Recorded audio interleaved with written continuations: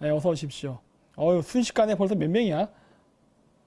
오, 천 몇 명이 왔네? 1200? 진짜 그 조금 늦게 왔는데, 제가 아무래도 그 요즘 외국에 있다 보니까 그 시차 적응이 안 돼가지고, 한 3, 5분 정도 늦었습니다. 아무래도 이게, 제가 최근에 저쪽 갔다 왔잖아요. 그러다 보니까 시차 적응 때문에 좀 늦게 왔습니다. 뭐, 어떻게, 박사님 힘이 어디서 나오냐고요? 정력에서 나오죠, 지금. 그래가지고, 아직 사람들이 조금 많이 안 모였으니까 최근에 거 뭐 재밌는 기사 갖고 한번 해보죠. 저기 뭐지? 그 어저께 그 보니까 그 화웨이 부회장이 그 나왔더라고요. 아시죠? 다 그 뭐냐 그 멍먼웨이인가 그 여자의 그 부회장이 이번에 그 일단 보석으로 나와서 그 감시하에 이제 캐나다 그 자택에 머무는 걸로 지금 돼 있는데 그 보니까 그 뭐야 그 캐나다의 사람 2명을 인질로 잡았더라고요. 그래가지고 그거 갖고 협박하니까 캐나다가 결국 보석을 해준 것 같아요. 그러니까 미국에서는 하지 말라 하는데 캐나다 미국 땅이 아니니까. 근데 요거는 내가 봤을 때 조금 뭐야 그 뭐랄까 좀 미심쩍은 게 있어. 그 뭐냐면 캐나다 그 사람을 그렇게 빠른 시간에 긴급히 체포한 것도 좀 수상하고 여기 잠깐 제가 이게 인터넷에서 나올지 안 나올지 잘 모르겠는데 그 이번에 체포된 그 캐나다 사람 있지 않습니까? 그 사람들이 그 친북 인사예요. 그 인터넷 검색해 보면 나옵니다. 친북 인사 어딨냐? 그래서 제가 찾지 않고 여러분들이 그냥 찾으세요. 그냥 그 친북 인사인데 그 원래 북한에 사업차 왔다 갔다 하는 캐나다인 2명을 잡았더라고요. 그래서 걔네들을 인질로 해가지고서 뭐 이렇게 뭐야 그 부회장 괴롭히면은 자기네들도 가만히 안 둔다 뭐 이런 식으로 했던 것 같은데 그 내가 봤을 때는 쇼인데 그 일단 국민 여론상 캐나다 사람을 그 목숨을 그렇게 담보로 하니까 어쨌든 여론전에서 내가 봤을 때 신경을 써가지고 일단은 보석은 시킨 것 같은데 저는 그 캐나다 사람 2사람 되게 의심스럽거든요. 저 새끼가 진짜 인질인지 아니면 인질인 척 하는 건지. 그래서 좀 하지만 뭐 어쨌든 뭐 어쩌겠어요. 국내 여론상으로는 그걸 해야 되니까 일단은 했는데 나중에 제가 요거는 그 김기사 아지매 할 때 따로 그 뽑을게요. 걔들 그 봤거든요. 김정은이랑 사진 찍고 한 그런 것들 굉장히 많아요. 그래서 걔는 순수한 관광객이 아닌 완전히 그냥 그 친북 그 사업가인데 그런 애들 때문에 그렇게 하는 건 조금 아쉬웠습니다. 근데 그거는 있습니다. 그 이번에 그 일본 같은 경우에 그 뭐냐 통신 그 전자 장비를 전부 다 화웨이 쓰지 않고 그 일본 같은 경우는 그 에릭슨 그 다음에 노키아 이쪽으로 바꾼다고 했어요. 원래 일본에서도 그 통신 회사가 여러 개 있거든요. 뭐 NTT, 도코모, 뭐 소프트뱅크 뭐 이렇게 한 5개인가 회사가 있는 걸로 알고 있는데 그 회사들이 원래 다 중국어 쓰지 않았어요. 소프트뱅크만 유일하게 그 뭐야 화웨이 거를 썼었는데 4G 때 이번에 손 회장이 확실하게 5G는 다 중국 거 안 쓰고 노키아나 에릭슨 걸로 쓰고 심지어 그 4G 지금 현재 쓰고 있는 것까지도 전부 다 장비 교체를 하겠다라고 이제 확실히 못 박았습니다. 그러니까 그런 부분에 있어서는 일본 내에서는 내가 봤을 때 중국 애들이 통신 산업 쪽에서는 진 거예요. 우리나라는 아닌데 우리나라는 아직 현재 진행형이고 현재 중국 애들이 계속 잠식기에 들어오고 있는데 요것도 제가 지금 뭐야 조금 더 자료를 보완해 갖고 지금 하려 하고 있어요. 근데 제가 그때 그 뭐지 3일 전인가 전전말 그거 하면서 안정권 대표랑 얘기할 때 그 얘기했었죠. 진도에다가 지금 차이나타운 진료한다 하는데 그 전라도 지역은요 굉장히 많이 중국화가 진행된 것 같습니다. 거기뿐만 아니라 전남 여수 그 다음에 그 광양 제철소인가 거기 있는데 그 일대 그 다음 진도 이런 데가 전부 다 중국 자본이 쫙 깔렸어요. 예전에 여수 엑스포 했었죠. 그쪽도 중국 애들이 자본은 손을 댔더라고요. 그래서 이 작업은 이미 2010년대 초반서부터 중국 애들이 지속적으로 들어와서 우리나라에서 그 작업을 했는데 전체적인 패턴을 보면은 그거는 군사적 목적이라는 게 딱 보여요. 그건 제가 이번 주 김기사 아지매 때 다시 잘 정리해서 제가 할게요. 그래서 그 하여튼 좀 여론을 조금 시끄럽게 한번 떠들고 있으면 한번 해보려고 해요. 어, 안가 시바? 이거 시바견이잖아, 시바견. 몰라, 이거? 시바견이라는 개가 있어요. 그, 아마 이게 일본 개일 거예요. 진돗개 변종. 근데 여기 안가가 들어있죠, 안가. 이게 성이 안씨라서가 아니라, 그 뭐냐, 그 남자들이 여자들 꼬시러 이제 여자친구 집에 가면은 그 항상 애완견이 있잖아요. 근데 애완견이 침대 위에 딱 올라가서 버티고 있다고. 그래서 안가 시바라는 말을 딱 한단 말이에요. 그 무슨 말인지 알겠어요? 시바견하고 안가가 붙어서. 예? 그래가지고 이렇게 이름을 지은 것 같더라고. 이름 잘 지었어요. 그래서 제가 샀어. 예.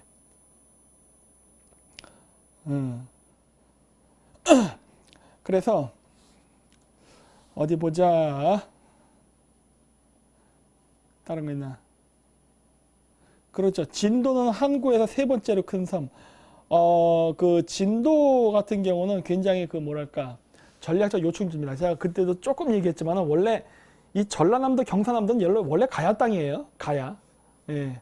그리고 사실 일본에서 고대 일본 외라는 사람들이 아마 가야인일 겁니다. 예. 원래 일본의 시작은 가야예요. 최초 시작은.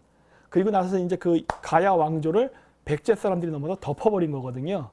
그렇기 때문에 그 일본 역사의 시작은 가야이기 때문에 한반도 남부와 일본 열도는 아주 긴밀한 관계에 있었다고. 그 연결고리가 가야고. 그랬기 때문에 그 지역은 원래 가야 땅이었는데 그 진도나 이런 데가 되게 중요했던 이유가 이게 중국하고 가까워요. 배 타고 왔다 갔다 교류할 때.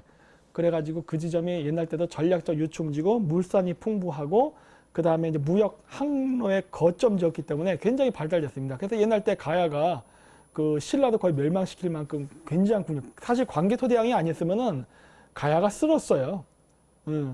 가야가 신라도 작살내고 백제도 작살낼 정도로 굉장히 강력한 나라였는데 광개토대왕이 죽여버렸지. 그러는 바람에 가야가 힘을 잃고 흐지부지 한반도에서 세력을 잃으면서 결국은 일본 땅으로 넘어간다고요. 그렇게 되면서 이제 한반도에서 가야인들의 세력은 정치적 세력은 실질적으로 사라지게 되는데 나머지는 저쪽 신라로 가서 이제 김유신 같은 그런 사람이 생기고 그래서 그런 그 중요한 지역인데 이 지역을 현재 그 중국 애들한테 넘겨주려고 그러네. 그래서 나 이거 참 문제가 있다고 봐요. 그래서 이 제가 자꾸 얘기할 때마다 그 뭐야 그 이쪽 좌파 사람들은 친중파라는 얘기를 자꾸 하는 이유가 뭐냐면 얘네들이 중국 애들이 이게 나 정말 이해가 안 되는 부분인 거야. 이해가 안 되는 부분은 뭐냐면 그 자기 고향 아니야. 자기 고향. 그러니까 쉽게 해서 자기 땅이에요. 자기 고향을 중국놈한테 팔아먹어서 그 돈을 가지고서 한국 정치에서 선거를 한다? 나 이게 말이 되냐는 거예요. 응? 진도 같은 경우 그때 그 어제 신문 기사에 17조였나? 그런데 진도 재정이 얼마인데 17조라는 돈을 투자받습니까? 그 투자 받으면 그 투자 받은 돈을 갚을 능력은 돼요? 17조만큼의 어떤 재화의 그 생산 가치가 생겨야 그 돈을 갚는 거예요. 그렇죠? 17조 투자 받아서 17조 가치를 하는 사업이 안 나오면은 그거 다 빚으로 남는 거라고. 그렇기 때문에 그거는 우리가 하면 안 되는 거예요. 근데 왜 이 전라도 지역 사람들은 자기 분수에 넘치는 돈을 받냐고. 어? 그렇다고 해서 중국에도 뒤통수 치는 것도 아니잖아. 뒤통수 치는 것도 아니고 중국 애들한테 쩔쩔매고 이러고 있잖아요. 아 그리고 그거 아세요? 지금 뭐랄까 그 샹해 임시정부를 지금 건국에다가 집어넣으려 하고 있잖아요. 자, 그 여러분 지금 상해 임시정부를 이 좌파 정부가 대한민국 건국의 시점으로 잡으려고 하는데 여러분 상해 임시정부하면 떠오르는 대통령이 누굽니까? 응? 한번 써보실래요? 상해 임시정부가 한번 떠오르는 대통령 아직 안 나오는데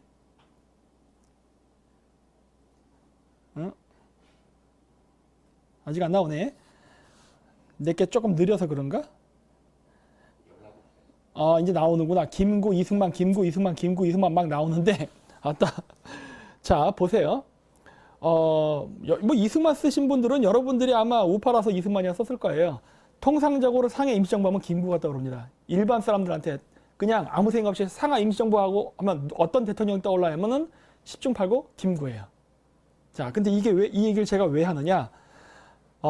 상해 임시정부의 그 어떤 대표 명사라고 불릴 수 있는 김구라 선생이 있는데, 자, 김구는 어느 나라 사람이에요? 근데 그거를 질문하고 싶어요. 김구 어느 나라 사람이에요? 여러분 아세요? 김구?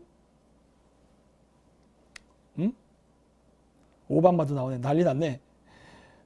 김구가 어느 나라 사람에 속하냐는 거예요. 이거 되게 중요한 질문이에요. 왜 그러느냐? 중국 애들이 우리나라 독립운동가들을 중국 역사에 편입시키는 작업을 합니다. 내가 그 얘기 여러 번 했잖아요. 안중근 의사, 중국 시진핑이 안중근 의사 동상 만들어서 의정부에다 갖다 줬다 그랬죠. 그래서 거기 의정부에 안중근 의사 동상이 있다고. 근데 그것도 역사적으로 나중에 어떻게 쓰려는 거예요. 중국이 줬다는 식으로 하는 거거든. 근데 어쨌든 우리나라에 지금 김구, 윤동주 같은 시인 이런 사람들을 지금 중국인으로 분류하고 있습니다. 중국인으로. 그래놓고 민족해서 조선족이라고 제목하네요. 조선족이라고. 일단 중국에 집어넣어버려. 여러분 그런 거에 동의하세요? 네?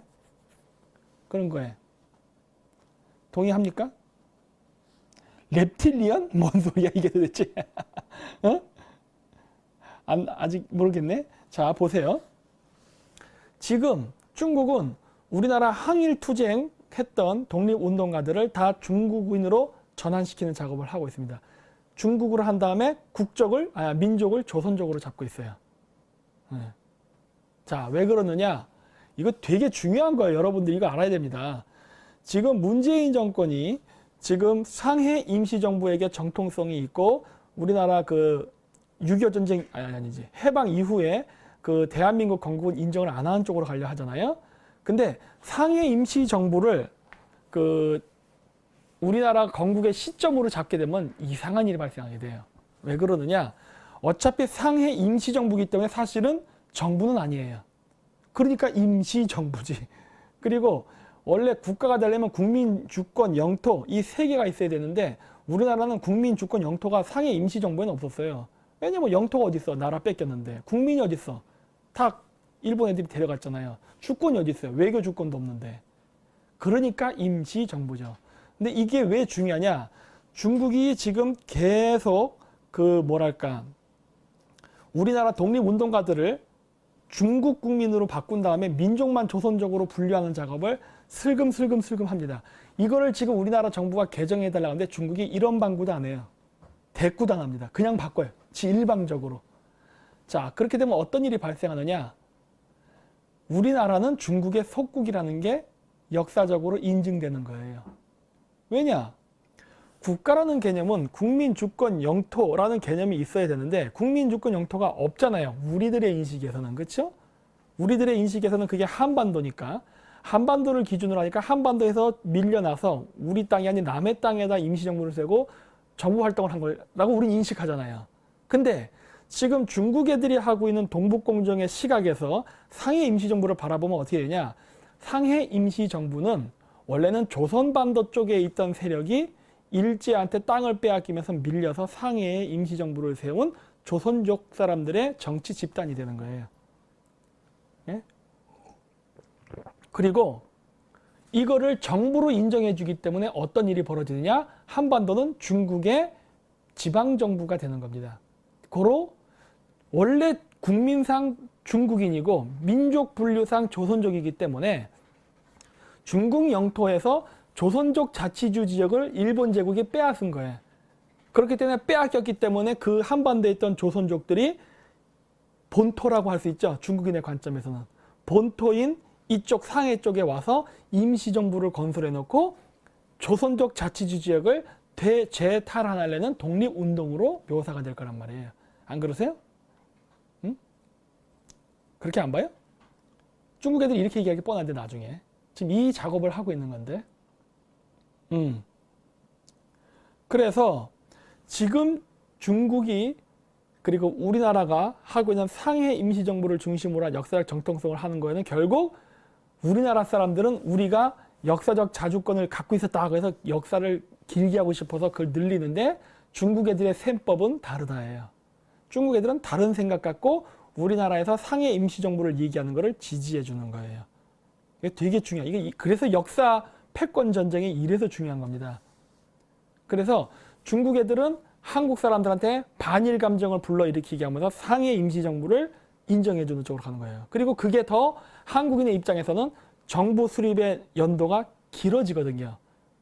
그렇죠? 해방 이후가 아니라 더 길어지니까. 그러니까 우리는 조선이 망한 다음에 즉각적으로 독립정부를 했다라는 식으로 자부심을 불러일으켜주는 척하지만 뒤통수 치고 있죠. 왜? 너희들은 중국의 변방 소수민족이야.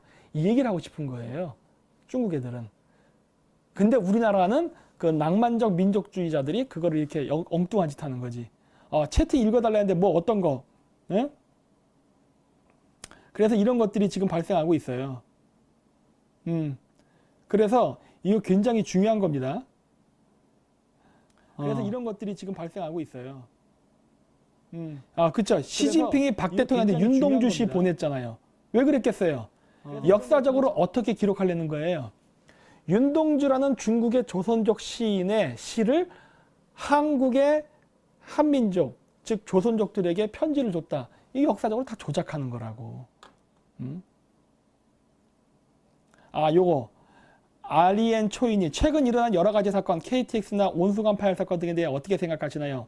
온수관 파일은 잘 모르겠고 KTX는 조금 이상하게 생각해요. 좀 더 제가 여기 지금 오늘은 게릴라 방송에서 자료를 좀 짜집기를 제대로 못해서 지금 보여드리려면 시간이 걸려서 제가 못하는데, 제가 알고 있는 범위 내에서는 SRT의 일부 주식을 지금 중국이 가져간 걸로 알고 있습니다. 한번 여러분들이 검색해 보세요. SRT 그 아시죠? 우리 그 수서역에서부터 이렇게 왔다 갔다 하는 거. 그거 지금 중국 자본 들어와 있어요. 그리고 저쪽 호남선, 전라도 쪽으로 가는 그쪽 노선에는 아까 그때도 얘기했듯이 진도의 차이나타운을 세려는 중국 철도 건업공사인가 뭔가 하는 그 회사가 고속철도 사업 우리나라에서 하면서 진도의 차이나타운을 세우고 이런 것들을 하고 있다고. 그리고 SRT는 중국 자본이 들어가고 있어요. 그리고 나서 갑자기 KTX가 고장이 잦아지네. 그러면 KTX 안 타면 손님은 어디로 몰릴까요? SRT로 몰리겠죠? 뭔가 이상해. 예. 거기까지만 의심하고 있어요. 오늘은 제가 아직 자료를 다 못했기 때문에 지금 뭐라고 제가 얘기를 못해요. 나중에 그건 제가 김기사 아지매에서 제가 할게요. 그러니까 중국 놈들이 손을 안 대는 게 없어요. 그래서 제가 전전말 이번에 하는 거에서 얘기했던 거예요. 우리나라 독립운동가라는 사람들 자체가 친중파라고. 사대부가 갖고 있던 게 뭐예요? 모화사상 아니에요. 모화사상. 중국을 사랑하는 사상. 그렇기 때문에 우리나라 항일투쟁 운동가는 항일투쟁은 맞는데 친중 항일투쟁 운동가였습니다. 그거 아셔야 돼요.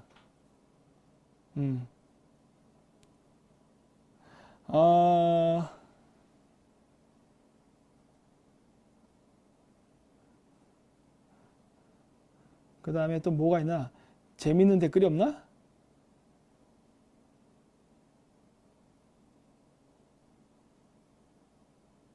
예, SRT 수수역 중국 자본 침투 한번 인터넷 검색해 보세요. 나올 겁니다. 그래서 우리나라가 중국으로부터 자주적인 국가를 세웠다라는 것을 하기 위해서는요, 우리나라는 조선 왕조가 있었고 조선 왕조가 멸망한 일제 식민지 시대가 있었고 그 다음에 우리나라의 대한민국 건국을 하는 게 정통적으로 맞습니다. 그래야 친서방적인 게 되는 거예요. 왜? 우리나라가 해방 이후에 생긴 대한민국은 미국의 지원 하에 수립된 국가예요. 일본 제국을 미국이 핵폭탄 2방 떨어뜨리고 항복시킨 다음에 그리고서 독립된 국가거든요. 즉 미국의 영향 하에 생긴 나라예요. 그렇기 때문에 상해 정부의 중심을 두느냐 대한민국 정부 수립의 중심을 두느냐에 따라서 친중과 친미가 묘하게 갈립니다. 그거 잘 보세요.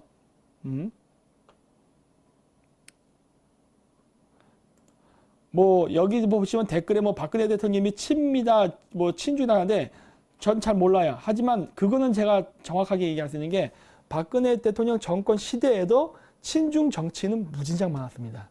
그게 왜 그러냐면 우리나라가 1991년 소비에트 붕괴 이후에 한국 사람들 머릿속에서 반공의식이 다 사라졌어요. 그러니까 소련이 붕괴됐기 때문에 양 진영 간의 냉전은 끝났다라는 생각하에 모든 긴장을 다 내려놓습니다. 그래서 중국 애들이 그 당시에 그러한 틈을 이용해 가지고 지금 전 세계적으로 다 뻗은 거예요. 지금 미국과 중국의 전쟁은 제2의 냉전 전쟁이에요. 그때 전 세계적으로 서방 진영의 국가의 모든 국민들이 반공의식을 내려놨어요. 소비에트가 해체되면서 전쟁은 끝났다고 생각했던 거예요. 중국이 있었는데. 그리고 그 지금 후유증을 우리가 지금 감당하고 있는 중입니다. 그래서 많은 우리나라의 우파 정치인들도 그때 당시에 중국하고 교류를 많이 했어요. 공산당인데.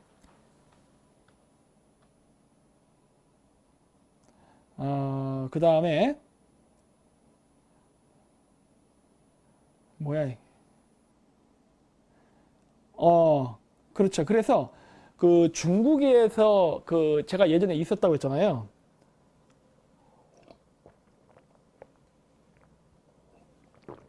중국에서는 뭐가 있었냐면은 그래서 그 개혁개방 당시에 중국 대학교, 그러니까 북경, 칭화, 인민, 특히 인민대학교, 그 런민다시에 거기가 있거든요. 그쪽 인민대학교 같은 경우는 이거에 대해서 굉장히 백년지 대계를 세웠습니다.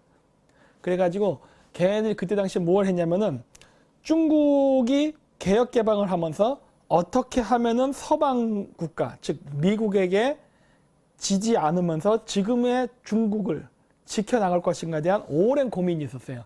그리고 거기에 대한 학문적 연구가 이루어졌습니다. 그래서 저도 예전에 시간이 나면은 그 도강을 했어요. 도강.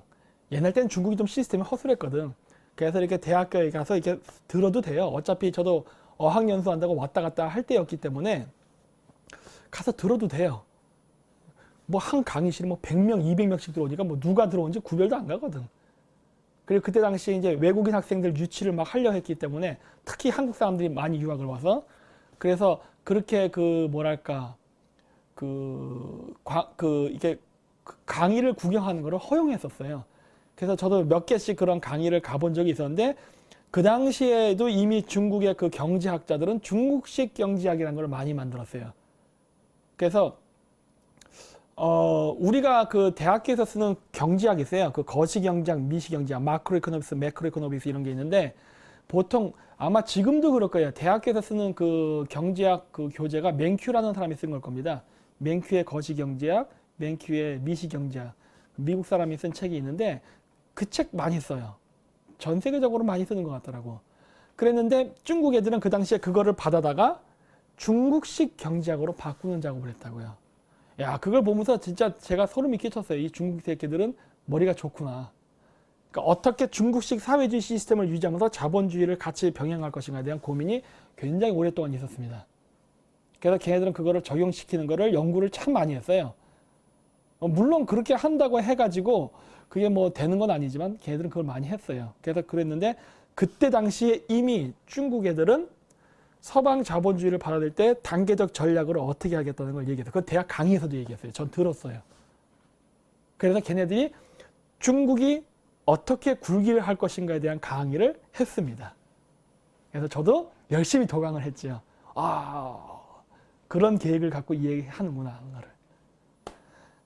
그러니까 참 우리나라도 좀 그러한 그 비전을 가진 교수들이 있어야 되는데 안타깝게도 우리나라는 그런 교수들이 없어요. 참 그런 걸 보면 우리나라는 인구는 5,200만 명인데 써먹을 수 있는 교수는 별로 없는 것 같아. 써먹을 수 있는. 그러니까 아카데미에서 이게 강의하는 이런 거 말고 갖고 있는 지식을 그 어떻게 국가 정책을 위해서 쓸 것인가 하는 실질적인, 즉 싱크탱크로서의 기능을 할 수 있을 정도의 수준이 되는 교수는 별로 없는 것 같아. 맨날 정치공학 계산하고 뭐 이렇게 해서 정권 잡고 이런 얘기만 하지 외교를 어떻게 하고 국가개발 정책을 어떤 식으로 하고 그 다음에 외국 문화를 어떻게 받아들이고 우리나라가 외국에 투자할 때는 어떻게 투자해야 되고 이런 거를 얘기한 사람이 없어. 안타까워요. 제가 중국을 욕하면서도 항상 그 보는 거는 왜 우리는 중국 같은 마인드가 없을까 하는 거예요. 그 배워야 돼요. 배워야 돼. 그러니까 제가 하잖아요. 일본 배워야 된다 그러고 중국도 배워야 된다고 하고. 왜냐? 미워하는 것과 배우는 건 별도의 문제거든.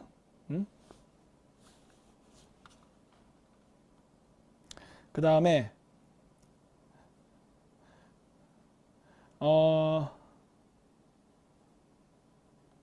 독립운동 했던 사람들 머리 스타일에 대해서 말해주세요 하는데 왜? 그 사람들 머리 스타일에 뭐 문제 있어요? 왜 이런 이상한 질문하는지 모르겠는데 나중에 한번 다시 한번 써주세요. 나 지금 무슨 말인지 의도를 모르겠어. 그 다음에 삼성 하드업체로 일하고 있는데 투자가 느려지고 있습니다. 중국 시야는 진행 중이긴 한데 이재용 부회장이 한국에서 얼마나 버틸까요? 버텨야죠. 이건 버텨야 돼. 네. 다른 방법이 없어요. 버텨야 돼. 지금 문재인 정권은 어떻게든 우리나라의 핵심 기술을 중국에 팔아넘기려고 발악을 하고 있어요. 지금. 팔아넘기면 안 됩니다. 팔아넘기려고 하면은 그 팔아넘기려는 사람 또 자살합니다. 그런 짓 하지 말라는 거예요. 하지 마. 왜냐? 이거는 미국의 국방산업하고 연결되어 있기 때문에 그런 기술 유출시키려고 하면은 우리나라 국정원은 빨갱이들이 장악해서 안 움직일지 몰라도 이거는 미국이나 이스라엘에서 제재해버릴 거예요. 분위기 험해져요. 하지 말어. 내가 늘 얘기하잖아. 그런 거 하지 말라고. 내년에 김정은이가 중국으로 망명할 경우 그 다음 정세는 어떻게 될까요? 이것도 문제예요. 우리나라 그 우파 사람들의 제가 봤을 때 그 문제점은 뭐냐? 국제 정세를 어떤 틀에 박힌 판으로 본다는 게 참 문제점이에요. 국제 정치는요, 생물입니다. 문어 같아요. 뼈가 없어. 흐물렁흐물렁거린다고. 그때그때 국제 정세와 상황에 따라서 모든 그 결과는 계속 수시각각 변합니다. 그 변하는 상황을 예측해야 돼요. 일종의 기상예보와 같은데, 우리나라 그 우파 사람들이 갖고 있는 그 관념은 뭐냐? 미국은 북핵 개발을 저지한다. 맞아요. 그래서 미국은 김정은을 제거한다. 이런 명제를 생각하더라고요. 근데 그거는 아닙니다. 미국은 김정은을 제거 안 할 수도 있다예요. 이거 착각하지 마세요. 자, 제가 왜 이런 자꾸 얘기를 하느냐? 우리나라 사람들이 착각하는 것 중에 뭐가 있냐? 문정권에는 주사파 빨갱이들이 많기 때문에 북한하고 어떻게 손잡고 고려 연방제로 갈 것이라고 생각하는 사람들이 많아요. 자꾸 그런 얘기를 하는데 천만에 만만해. 안 갑니다. 김정은이 미쳤습니까? 그런 짓을 하게? 자, 왜 그런지 얘기할게요. 첫째, 문재인 정권은 친중 정권이에요. 친중 정권. 친북, 친중 다 있어요. 다 있는데 친중적 비중이 더 큽니다. 왜냐? 돈 때문에. 돈. 중국의 자금적 지원이 엄청나기 때문에. 옛날 때 코 낀 게 엄청 많기 때문에. 그래서 친중파가 더 힘이 세요. 친중파가. 친북파보다 친중파가 더 힘이 셉니다. 북한이 돈이 있어? 개뿔도 없잖아. 옛날 때 운동권 출신들 이데올로기로 공부한 거지. 걔네들이 뭐가 있어요? 근데 친중파는 돈이 있어요. 돈. 그래서 친중파가 우리나라에서 더 강합니다. 근데 이게 왜 문제가 되느냐? 아까도 얘기했죠? 중국 돈을 받아 먹은 새끼들이 자기네 고향인 전라도 지역 땅을 다 팔아넘기고 있죠. 차이나타운 생긴다. 그리고 외국 놈들한테 정당 가입법 만든다고 송영길이 같은 놈이 이상한 짓 하죠. 그리고 자기 땅에 뭐 5억 이상 투자하면 영주권 준다고 해서 법 다 통과시켜버렸죠. 그 다음 중국 놈들 계속 들어죠. 평창올림픽 때 올림픽도 시작 안 했는데 이 문재인이가 중국인들한테 무비자로 그냥 왕창 다 끌어들여갖고 우리나라에 중국인들 개떼같이 몰려오게 해줬죠. 온갖 친중 정책은 다 해줬다고. 그리고 아까도 얘기했듯이 SRT 일부 중국한테 넘겼죠. 진도 개발하죠. 여수 개발하죠. 광양 개발하죠. 다 주고 있다고. 다 중국에 팔아넘기고 있다고. 물론 그 돈 갖고 얘들은 부자가 됐어요. 물론 여기에 비트코인도 있고 많아요. 비트코인도 요즘 슬금슬금 또 이제 하는데 이런 작업들을 지금 하고 있는데 주사파가 무슨 힘이 있어. 돈 있는 놈이 왕이지. 그래서 뭐가 문제가 됐느냐. 얘네들이 낭만적 민족주의를 가진 주사파 애들을 이용해 먹는단 말이에요. 무슨 말이냐. 낭만적 민족주의라 제가 얘기했던 거는 바로 그 임종석 같은 애들이지. 북한에 대해서 무슨 향수를 가지고 뭐 어버이나라 병신짓 하는 애들 있잖아요. 이런 애들을 이용해서 북한과의 교류를 이렇게 통하게 하고 경제 협력하자 이런 거 하잖아요. 물론 주사파들이 원하는 일이에요. 그렇죠? 근데 여기도 마찬가지야. 상해 임시정부를 중국이 지지하는 것과 마찬가지로 주사파 애들이 북한을 바라보면서 우리 민족끼리라고 하는 그 낭만적 민족주의 뒤에서 후원을 해주는 중국 세력은 다른 계산이 있다니까. 다른 계산. 그게 뭐예요? 북한의 중국화예요. 북한의 중국화. 그래서 뭐냐? 지금 북한을 개발하겠다는 낮은 핫산지구에 들어가는 프로젝트, 개성공단 개발, 금강산 개발, 죄다 중국 자본이에요. 아시겠어요? 중국 자본. 그래서 지금 북한이 개혁개방 쪽으로 가게 되면은 북한의 경제는 중국에 홀라당 넘어갑니다. 홀라당 넘어가. 시진핑이가 북쪽에는 중국이 존재하고 남쪽에는 그 시진핑의 꼬봉인 문재인이 있단 말이에요. 이 둘이 친중파들이 북한을 어떻게든 자기 편으로 만들려고 구호 삼고 있는 과정이 있다고. 그렇기 때문에 중국 자본으로 북한 개발하는 것도 하고 모든 거를 북한을 중국화하는 데 모든 포커스가 맞춰 있단 말이에요. 그러면서 개뿔도 모르는 좌파이들한테는 우리 민족끼리 아름다운 평화통 이런 개소리 한다고. 그러면서 북한을 중국 땅으로 만드는 작업을 돕고 있는 게 좌파들이란 말이에요. 전라도도 물론 중국화 작업을 하고 있고. 네? 그래서 이러한 사면초가의 위기 속에 있는 게 김정은이에요. 이런 사면초가의 위기 속에 있는 게. 그래서 김정은은 반미주의자예요. 하지만 반중주의자기도 해요. 네. 문재인은 어때요? 친중주의자의 반미주의자예요. 그렇다면 미국 입장에서는 문재인과 김정은 중 누구가 더 미국에게 유리한 입장입니까? 한번 생각해 보시라는 거예요. 누가 더 유리해? 문재인 정권이 미국하고 유리해요? 북한 정권이 미국하고 관계하는 게 더 유리해요? 미국의 입장에서 봤을 때. 지금으로서는 김정은이라니까. 북한의 김정은이를 미국이 칠 거라고 생각하는데 왜 그렇게 생각하냐는 거예요. 왜? 북한이 핵 개발하니까 쳐야 된다? 왜 한반도만 쳐다보십니까? 국제정치를 보니까 국제정치. 미국은 북한의 핵 개발 때문에 한반도에 오는 게 아니라 중국하고 싸우려고 한반도에 오는 거예요. 그리고 그 한반도에 오면서 그 명분이 될 수 있는 빌미 중에 하나가 북한일 뿐이야. 북한의 핵 개발. 따라서 북한이 미국에 협조적이라면은 미국은 북한을 칠 이유가 아무것도 없어요. 응? 문재인 정권이 박근혜 정권을 무너뜨리는 바람에 미국이 한국의 우파 정권과 북한을 치려 했던 계획은 와해됐다고. 지금 현재는. 그런 상태에서 문재인 정권하고 미국이 함께 김정은을 제거한다? 그거는 우파 사람들의 꿈이고 희망이죠. 그런 일 안 일어나요. 절대 그런 일은 일어나지 않아요. 응? 김정은은 지금 상황에서는 살아있는 게 미국의 입장에서는 도움이 되는 겁니다. 왜? 그나마 희미한 촛불이지만 김정은이 있음으로써 한반도 전체가 친중화되는 건 막아주고 있거든. 중국도 한반도를 가려면 북한을 거쳐가지 못하고 배나 비행기를 타고 가야 되기 때문에 완벽하게 교류하기가 어려운 애매한 실정이거든요. 그러니까 어떻게 보면 이게 참 애매한 게 김정은이가 한반도의 중국화를 막아주는 애국자가 돼버렸네? 어떻게 대답합니까?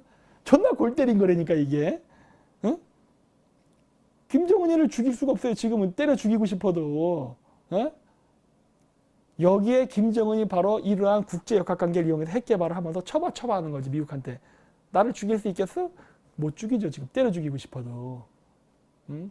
자, 그래서 지금 뭐 북한이랑 내내를 이거 휴전선 다 철가니까 그 길을 타고서 북한 애들을 쳐들어온다? 미쳤습니까? 미쳤냐고. 독재자가 가장 원하는 게 뭐예요? 자신의 정치적 생명을 연장시키는 거라고. 자신의 정치적 생명을. 그 NLL 뚫고서 무력 침공하는 순간 미국이 무력 개입할 텐데 김정은이 미쳤다고 그 짓을 할 것 같아요? 에? 안 하지. 그럼 고려 연방은 할까? 아직은 안 하죠. 왜? 미국을 자극하면 안 되거든. 김정은은 현상 유지를 해야만 죽지 않아요. 현상 유지를 해야만. 지금의 현 상태를. 아시겠어요? 국제역학관계 잘 보세요. 이거를 지금 통합시켜서 고려 연방제 만들고 남북 경제 교류 뚫으면 누가 들어옵니까? 남북 교류 뚫으면은 중국 놈 들어온다니까. 미국이 그걸 원할 것 같아요? 응? 생각해보라고. 응? 무조건 김정은 때려 죽인다. 미국 이런 단순한 논리로 보지 말라니까. 국제관계는 생물이에요. 이동한다고. 아직 때가 아니에요. 때가 아니야. 어? 왜? 시청자 수가 얼만데 그래요? 4,600? 깜짝입니다. 많이 보고 있네요. 자, 그래서 이 북한을 제거하는 작업은 아직 일어나지 않으니까 너무 흥분하지 마시고 진정하시면서 머리를 차갑게 가지세요. 지금 안 돼요. 예? 또 어떤 사람은 그런 얘기도 하죠. 지금 뭐 이게 문재인 정권을 레임덕시켜서 탄핵해 쫓아내자. 왜 쫓아냅니까? 응? 여러분 문재인 쫓아내면은 여러분 우파에서 정권 잡을 자신 있으세요? 그 자신은 있어서 지금 문재인 쫓아내려고 하는 거냐고. 응? 이 국제 정치를 잘 보려니까 보세요. 문재인을 이용해서 중국이 잘해먹었어요. 내가 그런 얘기 많이 했잖아요. 박근혜 대통령 탄핵 뒤에는 중국이 배후가 있다. 그렇죠? 중국 애들의 도움을 받고 문재인 정권 잡고서 올해 신년에도 한복 잘 차리고 중국한테 어이구 감사합니다. 새해 복 많이 받으세요. 이런 병신 같은 짓도 했잖아. 그렇죠? 응? 은인의 나라지 정권을 잡게 해준. 그런데 문재인 대통령의 인기가 경제가 망하면서 폭망했다고. 중국이 문재인이라는 꼬방을 세워놓고 한국을 친중 정책으로 잡으면서 중국인들에게 그 이민을 개방시키고 영주권 주게 하고 뭐 온갖 친중 정책을 다 하게 뒤에서 조정을 계속 해왔는데 이게 미중 패권 경쟁 속에서 한국 경제가 죽어버린 거예요. 왜? 그거 그냥 방치했다간 한국은 중국화되거든. 그래서 미국이 한국에 대한 엄청나게 강력한 제재를 하고 중국에 제재를 하다 보니까 중국도 돈줄이 마르고 한국도 투자 가치가 지금 별로 안 좋고 좀 떨어지다 보니까 중국 애들이 우리나라에 들어오던 투자 속도가 훅 줄어버렸어요. 그렇게 해서 지금 일시적으로 중국화되는 거를 서서히 들어오게 속도를 늦춰놓은 상태라고. 지금이 이게 현 상태예요. 예. 그러면서 문재인의 지지율이 떨어졌어. 근데 중국은 지금 어떤 일이 벌어지냐. 이번에 그 화웨이 사태도 있었지만은 그 중국의 부자들이나 이런 애들, 공산당에 연결된 애들이 재산을 팝니다. 그래서 제가 그때도 얘기했잖아요. 뉴질랜드, 호주, 미국, 캐나다 이런 데 부동산가 떨어진다고. 왜? 중국 애들이 왕창 들어서 사다가 얘네들이 다시 되팔고 나가다 보니까 부동산 값이 떨어지려고 하는 거예요. 떨어진 데도 있고 떨어지고 있어요, 지금. 그런데 문제는 뭐냐? 그런 데는 떨어지는 반면 한반도로는 집중된다예요. 왜? 한반도는 북경, 천진, 샹하이 바다 건너편에 있는 대륙이거든. 따라서 한반도만큼은 전략적으로 중국화 시켜야 될 지역인 거예요. 그래서 지금 중국이 하고 있는 자본의 움직임이 뭐예요?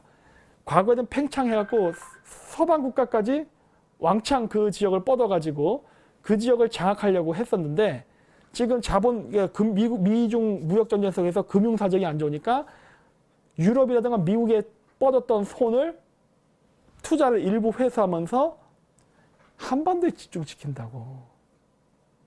한반도를 중국화시켜야 미국 그 해군의 공격을 막아낼 수 있기 때문에. 이게 지금 현재 벌어진 일이에요. 현재.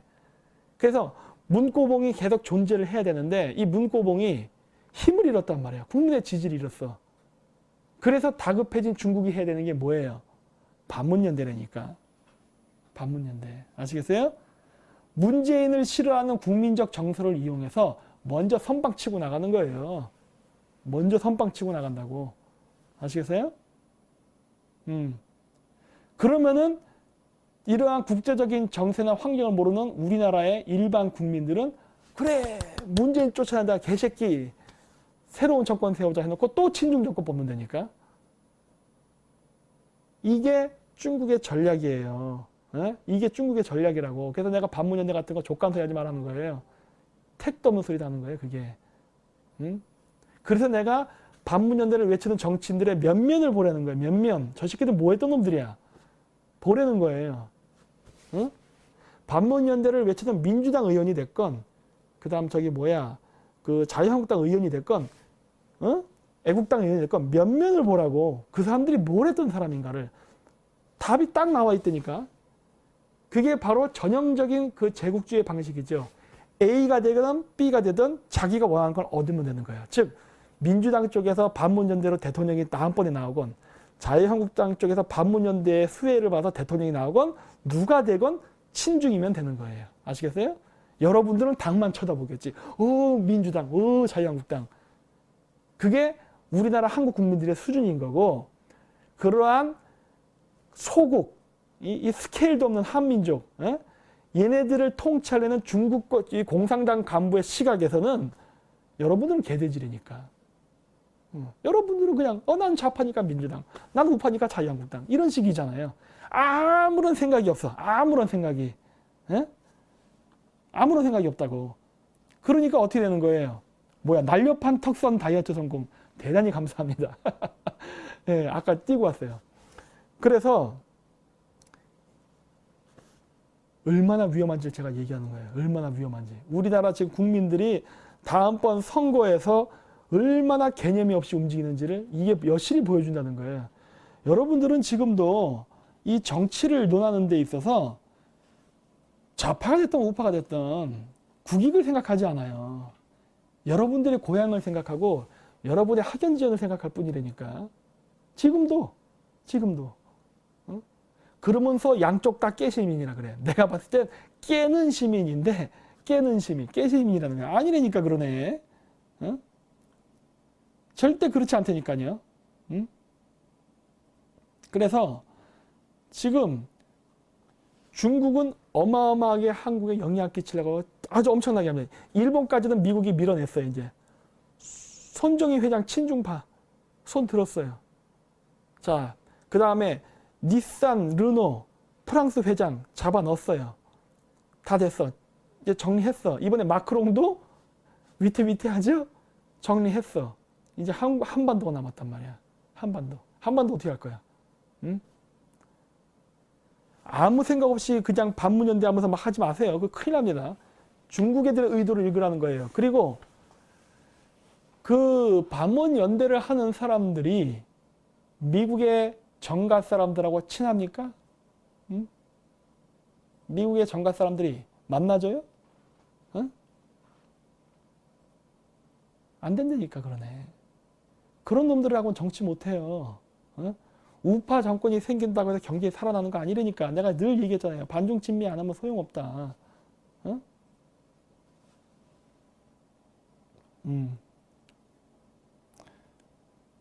그 다음에 우리나라는 아직 짱깨선이 안 넘어갔어요. 지금 막으려고 하고 있지 않습니까? 예. 그래서 제가 그 얘기를 하지 않습니까? 유튜브 계정을 폭발시키는 게 왜 내 것만 폭발시키고 멈췄어? 마저 폭발시켜보지. 예? 왜 그래요? 우리나라에서 반중 친미 얘기하니까 폭파당하는 거예요. 다른 우파 채널들은 왜 내두겠어요? 상관없다니까. 반중 친미를 외치는 채널만 공격하는 거예요. 아시겠어요? 여러분들이 좌파를 찍는다, 우파를 찍는다 중요하지 않아요. 그래서 그 정치인의 인생을 봐야 됩니다. 그 정치인이 뭘 했던 놈인지를.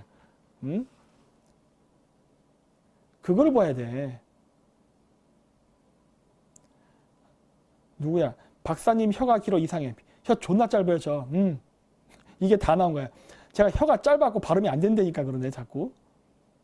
그래서 반중 친미를 하는 게 무진장 중요해요. 반중 친미. 나경원은 왜 욕먹는 거예요? 친중인가요? 그녀는 개념이 없죠. 몰라서 물어요? 인터넷 검색 좀 해요. 왜 이렇게 게을러? 뭘 했는지 검색해보라고, 그 여자. 검색해 보세요. 개념이 없는 인물이야. 개념이 없는 인물.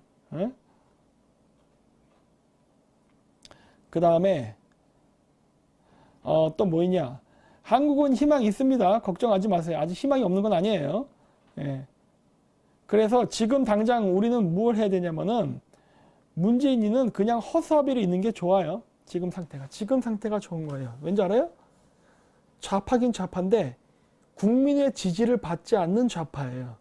국민의 지지를 받지 않는 좌파이기 때문에 쉽게 얘기해서 힘이 빠져 있어. 힘이 빠져 있기 때문에 저 같은 사람이 아각 떠들어도 함부로 잡지를 못해요. 왜? 잘못 잡았다가는 지지율 더 떨어지니까. 지금이 좋은 거예요.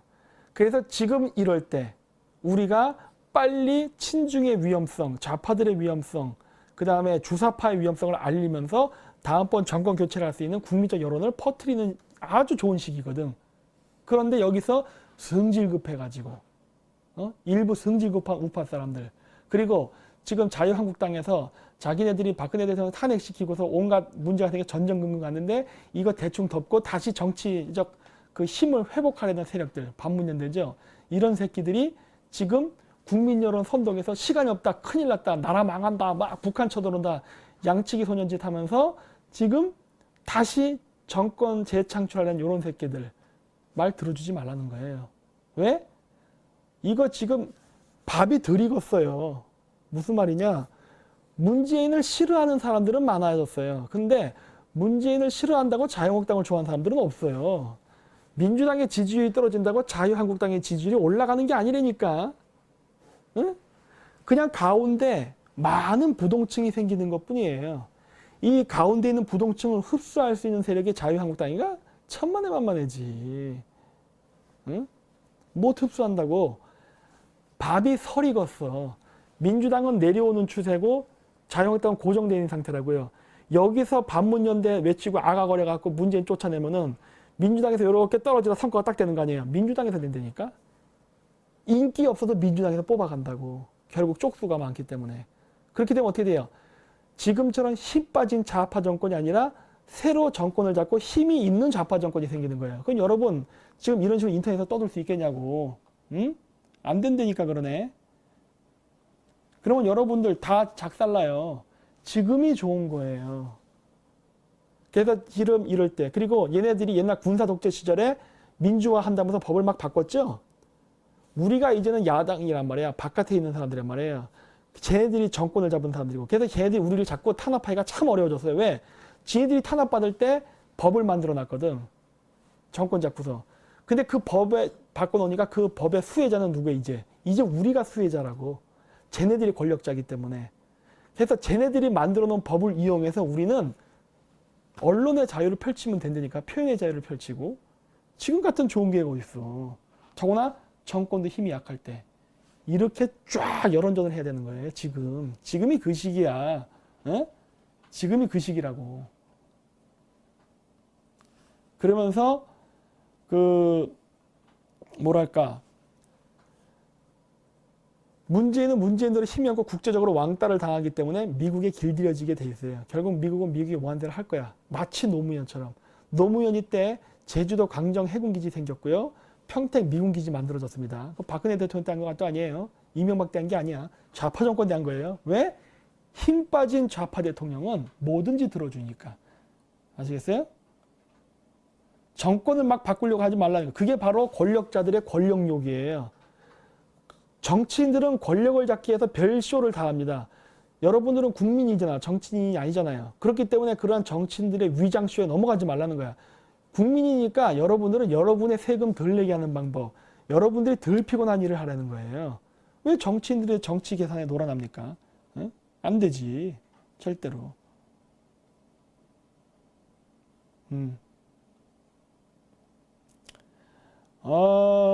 김성태, 김무성 친중 꼬봉 역할을 하고 있음. 부산에 엄청난 중국인들이 들어와 있습니다. 그거 다 하는 얘기 아니에요? 뭘 그런 세상스러운 거를 그렇게. 응? 네. 친중 국회의원이 갑자기 반중하면은 중국 자본 한꺼번에 빠지면 경제 많이 흔들릴 것 같아요. 그러니까 하지 말라 그랬잖아요. 그러니까. 어? 지금 우리나라의 친중 정치인들과 그다음 기업들은 중국하고 이렇게 열리지가 됐어요. 열리지 뭔지 알죠? 두 개 남은 거 하나를 붙는 거. 병신짓 한 거죠. 병신짓. 그렇게 하면 안 된다고 얘기하는데도 돈에 눈이 멀어서. 어? 돈도 많은데 왜 이게 돈에 눈이 멀어 있을까? 어?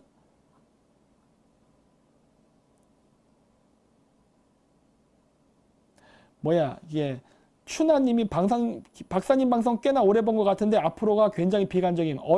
비관적이진 않아요. 전체적인 청사전은 밝지만 우리에겐 고난의 시기가 왔습니다. 한 번은 타고 넘어가야 될 시기가 와버린 거예요. 이게? 북한, 우리나라 남침 절대 못합니다. 김정은 북한 시민 컨트롤할 수는 있어도 혹여 남침하면 나만 먹어도 제명에 못 살 겁니다. 그러니까 무력 공격은 어려워요. 힘들어.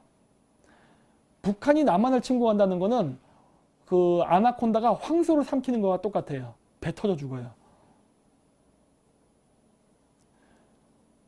중국 자본 빠져도 한국 안 죽게 할 수 있습니다. 그래서 그게 바로 외교의 힘이에요.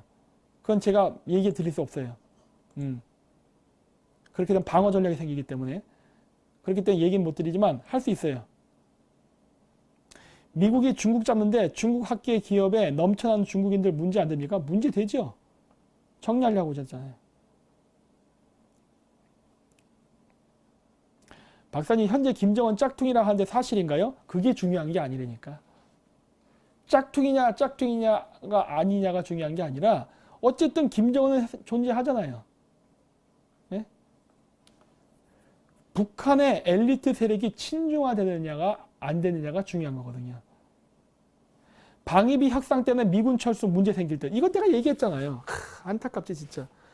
왜 우리는 호쾌하게 제가 얘기했잖아요. 겨우 9,400억 원이요. 9,400억 원. 겨우 9,400억 원을 안 줘갖고 미국과 관계를 왜 빡으로 들이냐. 먼저 돈 줘버리라고 했잖아요. 흔쾌하게. 야, 방위분담 다 대줄게.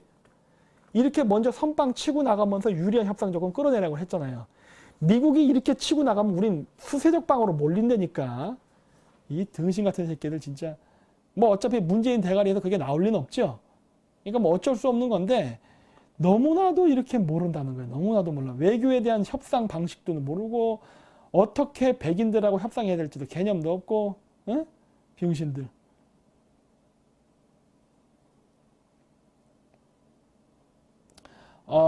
그 다음에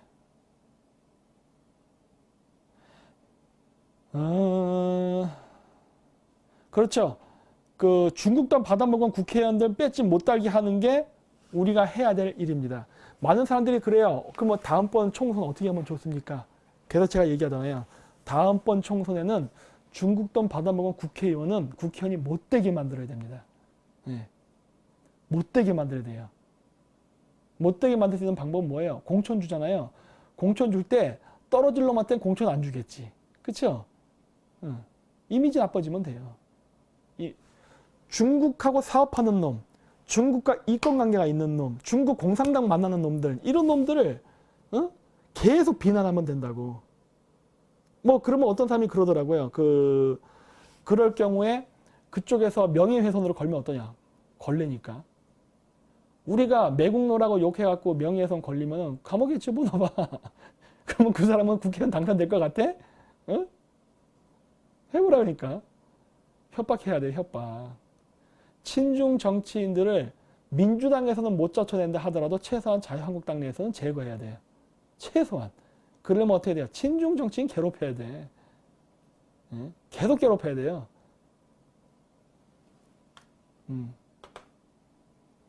블랙리스트를 만들어서 날려요. 그랬다가는 바로 감옥 가는 겁니다. 그렇게 하면 안 되지. 여러분들에게 힌트를 주잖아요. 인터넷 검색하세요. 왜 이렇게 게으르십니까? 응? 검색하라고. 힌트 다 주잖아요. 검색하라니까. 조용히 알고 안 찍으면 되는 거예요. 이런 것도 전략입니다, 여러분. 응? 뭐 이렇게 이게 우파 사람들의 어떤 사고방식은 뭐냐? 어떤 형식과 틀을 갖추려고 그래. 자꾸. 명단, 무슨 리스트, 예. 그 명예훼손 걸려요. 그렇게 했다가는. 그냥 안 하잖아. 그냥 중국과 교류하는 정치인이 있다. 검색하세요. 잘 모르겠으면은 국회의원 이름과 중국을 같이 집어넣어서 검색하세요. 구글에다가. 예를 들어 나경원 중국, 김무성 중국, 김성태 중국, 뭐 김문수 중국 이런 식으로 중국 다 집어넣어 버리니까 그러면 쫙 나와요. 여러분들이 보고 판단하시라는 거야. 여러분들이 보고. 그거 다 나오는 걸 왜 자꾸 그렇게 입에다가 밥을 넣어달라고 그래. 게을러지지 마세요. 부지런해지. 깨시민이라며 깨시민이 되려면 깨시민답게 행동하세요. 직접 검색하세요. 방법 다 가르쳐주잖아. 알았죠? 그래서 검색해보라고. 전 얘기 안 하잖아요. 하지만 눈빛으로 아는 거지. 눈빛으로. 누군지 알죠? 이런 식으로. 그러면은 저쪽은 애가 타게 돼 있다고. 와, 나 좆됐다. 저쪽에서도 공천 줄 때 그래. 저 새끼 해주고 싶은데 이거 나오면은 이거 반중 프레임에 걸려서 이거 국회의원 못 될 것 같은데 선거구 뺏기면 안 되지. 너 빠져. 다른 놈. 이렇게 만들어야 돼요. 우리가 모르겠습니다. 뭐 안정권 대표는 저기 홍준표가 다음번에 당 대표가 됐습니다. 가능성도 있어요. 어쨌든 우리가 원하지 않는 사람이 당대표가 된다 하더라도 그 사람이 공천을 줄 때 갈등하게 만들어야 되니까 고민하게 만들고, 우리 같은 일반 국민이 정치인들을 움직일 수 있는 방법은 뭐예요? 우리끼리 아름아름 얘기하는 거예요. 아, 쟤 친중이야. 쟤 친중이야. 이런 식으로 하면요. 공천 못 준다니까 그러네. 왜? 선거에 떨어질 게 뻔하니까. 그래서 제가 친중 프레임을 거는 게 가장 좋다고 얘기하는 거예요. 중국은 외국의 정치인들을 자기 편으로 만들기 위해서 매수를 합니다. 매수. 그렇다고 뇌물입니다 하고 주는 경우는 절대 없어요. 다 합법적으로 하는 거예요. 사업, 연구비 지원 뭐 이런 식으로 하는 거지 절대 뇌물이라 주지 않아요. 합법으로 해요. 합법. 모든 건 합법이에요. 모든 건 합법이야. 그렇기 때문에 얼만큼 빈번하게 교류했느냐가 얼만큼 많이 연구비를 받았는가, 얼만큼 많이 지원금을 받았는가가 결정되는 거예요. 아시겠어요? 제 말이 무슨 말인지? 응? 눈빛으로 감을 잡으라고. 눈빛으로. 에? 저도 이렇게 유리겔라잖아요. 유리겔라. 눈빛으로 신호를 보내주잖아요. 직접 찾으라는 거예요. 직접 찾아. 에? 그렇게 자기 편 만듭니다. 그렇게 자기 편 만들어. 그런 사람들을 까야 되는 거예요. 그러면 절대 못해. 공천 못 주게 만드는 방법은 이제 인터넷이라는 좋은 매체가 생겼기 때문에 우리가 아가거리고 떠들면 되는 거예요. 우리가 아가거리고 떠들면 돼. 여러분들이 각각 개인이 게릴라 전술을 쓰려는 거예요. 그래서 제가 얘기하잖아요. 게릴라 전술 쓰리 하잖아요. 뭐시기 뭐 조직을 만들고 뭘 하고 이렇게 뭐 우파 사람들 뭐 지식인들 모여서 선언하고 그런 거 왜 하냐는 거예요 도대체. 네? 게릴라 전법 써야지. 게릴라 전법. 불특정 다수에 의한 공격이 들어가야죠. 불특정 다수에 의한 대규모적인 공격. 네? 그래야 자유한국당이 나자빠지는 거예요. 와시장 안 내겠다. 나경원 같은 애들 대표되잖아요. 어? 불특정 다수가 공격해야 된다니까. 니들 제정신이야? 너희들 안 찍어? 괴롭히면 된다니까. 그럼 쟤들 항복하게 돼 있어요. 근데 왜 못했느냐 여태까지. 그 국민들이 자꾸 인물 정치하려고 그러는 거예요. 다음번 대안은 누굽니까? 누구를 뽑아줘야 됩니까? 누구를 우리가 따라가야 되나요? 이런 생각을 하니까 맨날 국회의원들이 저렇게 장난치고 노는 거라고. 니들이 우리 아니면 되겠어? 우리가 이렇게 대통합, 우파 대통합 이렇게 프레임 짜놓고 이렇게 하면 너희들이 우리가 대세인데 너희들이 우리 안 찍고 해? 결국 선거 때 되면은 민주당 싫으니까 우리한테 오고 말걸? 하하하하 이런다고. 결국 너희들은 손 들을 것이다. 못하게 해야지. 아시겠어요? 괴롭히세요. 괴롭혀야 되는 거야, 괴롭히는 거. 막 괴롭히세요. 방법은 다양해요. 그렇죠? 댓글도 있고 전화도 있고 술 먹으면 아가 떠드는 것도 있고 친구들끼리 여러 가지 다양한 방법들이 있다고. 여러분 옛날 때 역성혁명일 때 어떤 일이 벌어졌습니까? 이파리에다가 꿀로 한자를 쓰잖아요. 어떤 새끼 개새끼 이런 식으로. 그때 애벌레가 이렇게 먹었더니 그 한자 모양이 드러나니까 뭐라 그래요? 그거 들고 가서 전하 하늘의 뜻인가 봅니다. 쟤들 죽이세요. 이런 짓 하잖아요. 그렇죠? 여러분들이 지금서부터 떠드는 지지배배 거리는 뻐꾸기 소리가 쟤들을 작살내는 거예요. 왜 방법이 없습니까? 그래서 이제 국회의원 길들이라고 제가 얘기하잖아요. 조져버리세요. 조져버려. 절대 우리가 힘을 쓰는 거는 선거밖에 없어요. 선거. 근데 문제는 우리가 선거에만 의존하니까 얘네들이 적당히 때우다가 선거 때쯤 돼서 야 프레임이 이렇게 짜져 있어. 민주당, 우리 우파 통합연대. 누구 찍을래? 민주당 찍을래? 이런 식으로 나오는. 여태까지 이런 식으로 했던 거예요. 그래서 울며 겨자 먹기로 할 수 없이 찍었던 거야. 할 수 없이. 그쵸? 다 알죠? 그러니까 어떻게 되는 거예요? 버릇을 개판으로 만들었지, 애들을.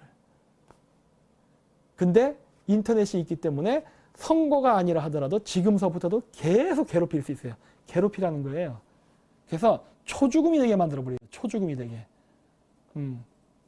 그래서 여러분들이 근면하게 자꾸 친중, 중국과 교류하고 만난 정치인들을 자꾸 끄집어내십시오. 신문기사 많잖아요. 신문기사 링크하는 거예요. 신문기사 링크. 아무 말도 쓰지 마세요. 말 쓰면 그 말 갖고 꼬투리 잡을 테니까 신문기사만 링크하세요. 페이스북 같은 데다가. 네. 누가 누구랑 만났다. 우리나라 어떤 정치인이 중국 누구 만났다. 누구랑 경제교류했다. 페이스북에 그냥 신문기사 올리세요. 그거 여러분 쓴 거 아니잖아. 신문기사 링크한 거지. 그래서 공유해버리면 되잖아. 그렇죠? 아무 말도 안 했어요. 우리는 아무 말도 안 해서 그냥 봤을 뿐이야. 그냥 이런 거구나 하고. 제일 좋은 거예요. 이게 어마어마한 압박이 될 겁니다. 괴롭히라는 거예요. 예? 그렇죠? 그래서 모든 혁명은 요란하게 하는 게 아닙니다. 조용하게 하는 혁명이 돼야 되는 거예요. 왜? 지금 좌파들이 군대와 경찰을 다 장악하고 여러분들이 폭력적 행동을 하기를 호시탐탐 노리고 있어요. 왜? 건수 잡아서 체포하려고 하는 거거든. 왜 거기에 말려들려 합니까? 말려들지 말아야죠. 지능적으로 싸워야 되는 거예요. 지능적으로. 아무것도 하지 마세요. 그렇게. 그래서 문재인도 비판을 하지만은 자유한국당 내부도 자정작용하는 거는 철저하게끔 우리가 해야 돼요. 그러면서 쟤네들이 지네들 마음대로 못하게끔 아주 옥죄해야 됩니다.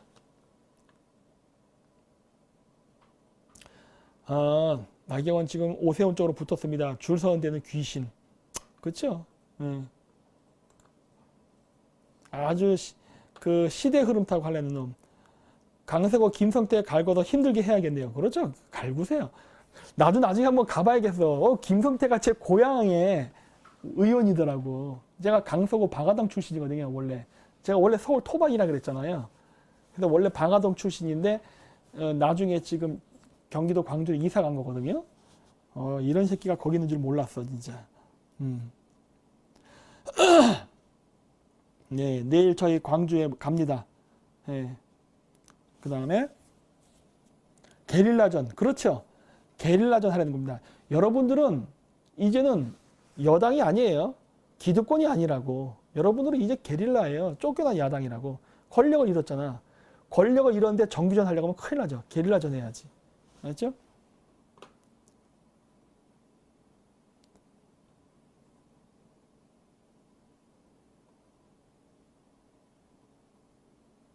그러니까 정치인들이 자꾸 시간이 없다, 시간이 없다는 거는 자기들의 정치적 생명에 시간이 없는 거지 여러분의 시간이 없는 건 아니에요. 네. 오히려 우리가 더 천천히 움직여줘야 쟤들이 안달박달하다 결국 포기하게 돼 있습니다. 왜? 도저히 안 되겠거든. 우리가 안 움직이면. 그럼 어떻게 돼? 협상 조건을 들어주게 돼요. 우리 말을. 우리가 안 움직여버리면. 그렇게 해야 돼요. 그 다음에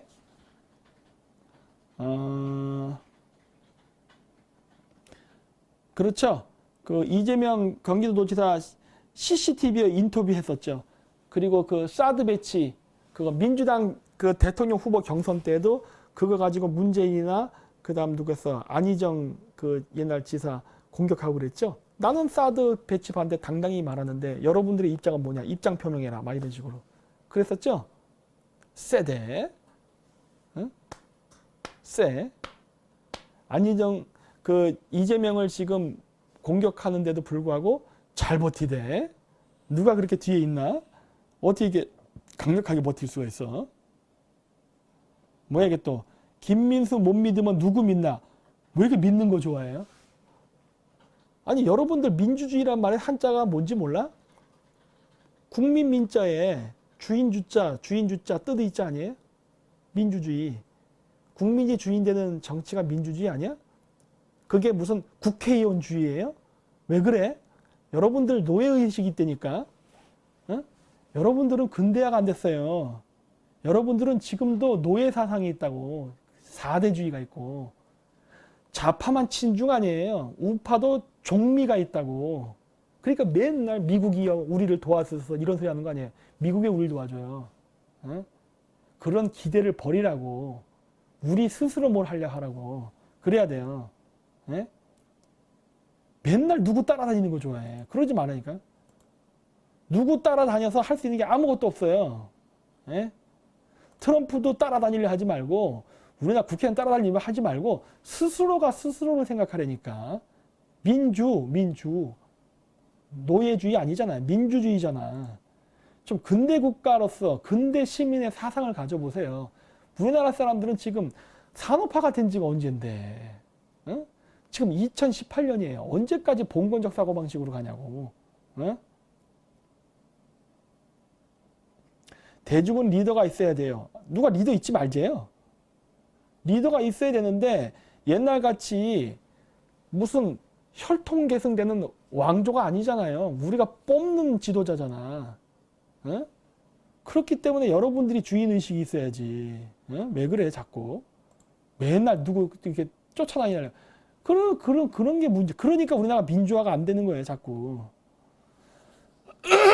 음, 음.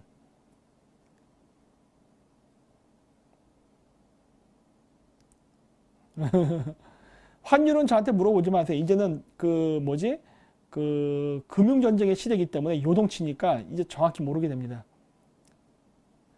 아, 안녕하세요. 저는 동대문 시장에서 자영업자입니다. 지금 동대문 시장은 온 중국 시장입니다. 너무 많아 중국상이 많아요. 그래. 다 팔아넘겼거든. 우리나라 한국 제품이 좋으면 뭐해? 그 한국 제품을 파는 유통시장을 중국인들이 장악해버렸고 제조업체를 중국인들이 장악하고 다 물류 항구도 중국인들이 장악하고 다 장악하는데 그럼 우리는 뭐 하는 거야 도대체? 예? 우리는 팔아서 돈 벌 게 없잖아요. 이걸 왜 그렇게 만드냐고. 응? 다음번 정치인 왜 중국에 대한 강력한 제재를 하겠다는 공약 왜 못 걸어요? 예? 한국 사람들이 미중 무역 전쟁으로 미국이 중국하고 사이가 나쁠 때 이럴 때 중국 뒤통수 치면 될 거 아니에요. 어? 미국이 우리를 인권 유린 국가라 얘기하겠어요? 잘한다고 하지? 이렇게 정치를 몰라서요. 응?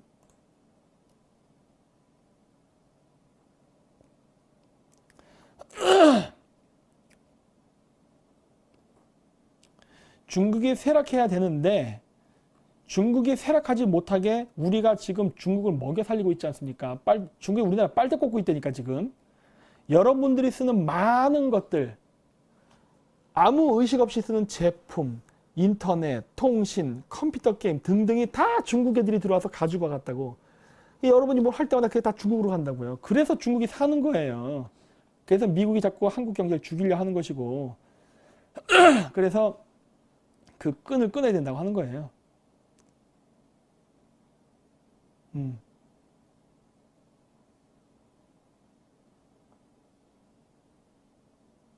그러니까 사람 이렇게 따라가는 거 하지 말아요. 예루살렘 수도 이전 우리나라도 해야 하지 않나요? 당연히 해야지. 그거는 예루살렘 그 대사관을 그러니까 텔아비브에서 예루살렘으로 이전시키는 거는 이스라엘하고 협상을 할 때 하는 게 아니에요. 이것도 모든 건 이게 그 규칙이 있는 거야. 뭐냐?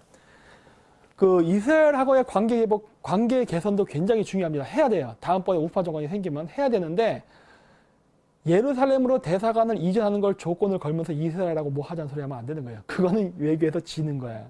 그거는 무조건적으로 하는 거예요. 그냥 일종의 선이지 선이. 그냥 일단 하는 거예요. 그냥 아무 말이 필요 없어. 이전 딱 하는 거예요. 뭐 우리 이전할 때니까 뭐 해주세요. 이런 말 하면 추접해지는 거야. 그냥 하는 거예요. 아무 조건이 없어. 좀 던져주고 그리고 해야죠. 여러분 낚시할 때 떡밥 던지잖아요. 낚시 던질 거 위치에다가 그래놓고 낚싯줄 던지잖아. 똑같은 원리라니까 하지 말라고. 응? 네. 그런 거 그냥 하는 거예요.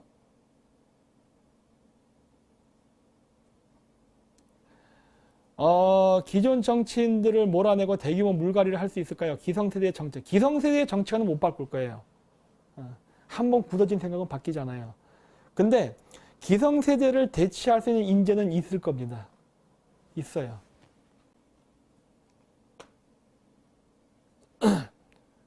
화웨이 부사장 보석 받아준 거는 캐나다가 한 거예요. 그리고 얘기했잖아요. 캐나다 사람들 인질로 잡았다고.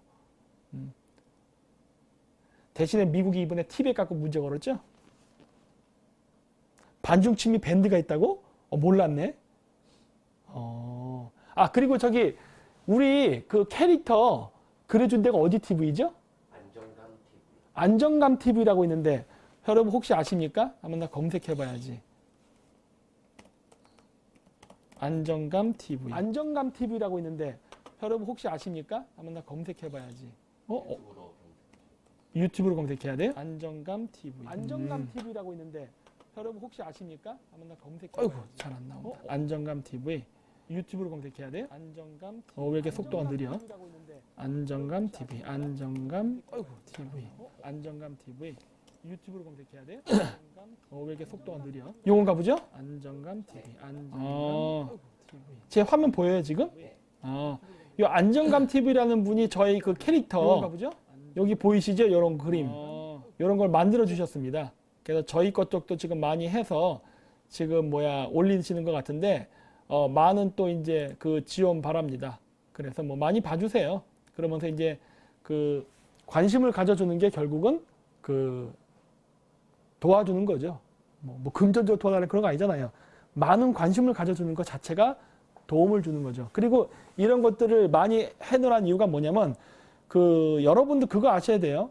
저도 그렇고 저기 안정권 대표 TV도 그렇고 언제 이 채널이 또 폭파당할지 모릅니다.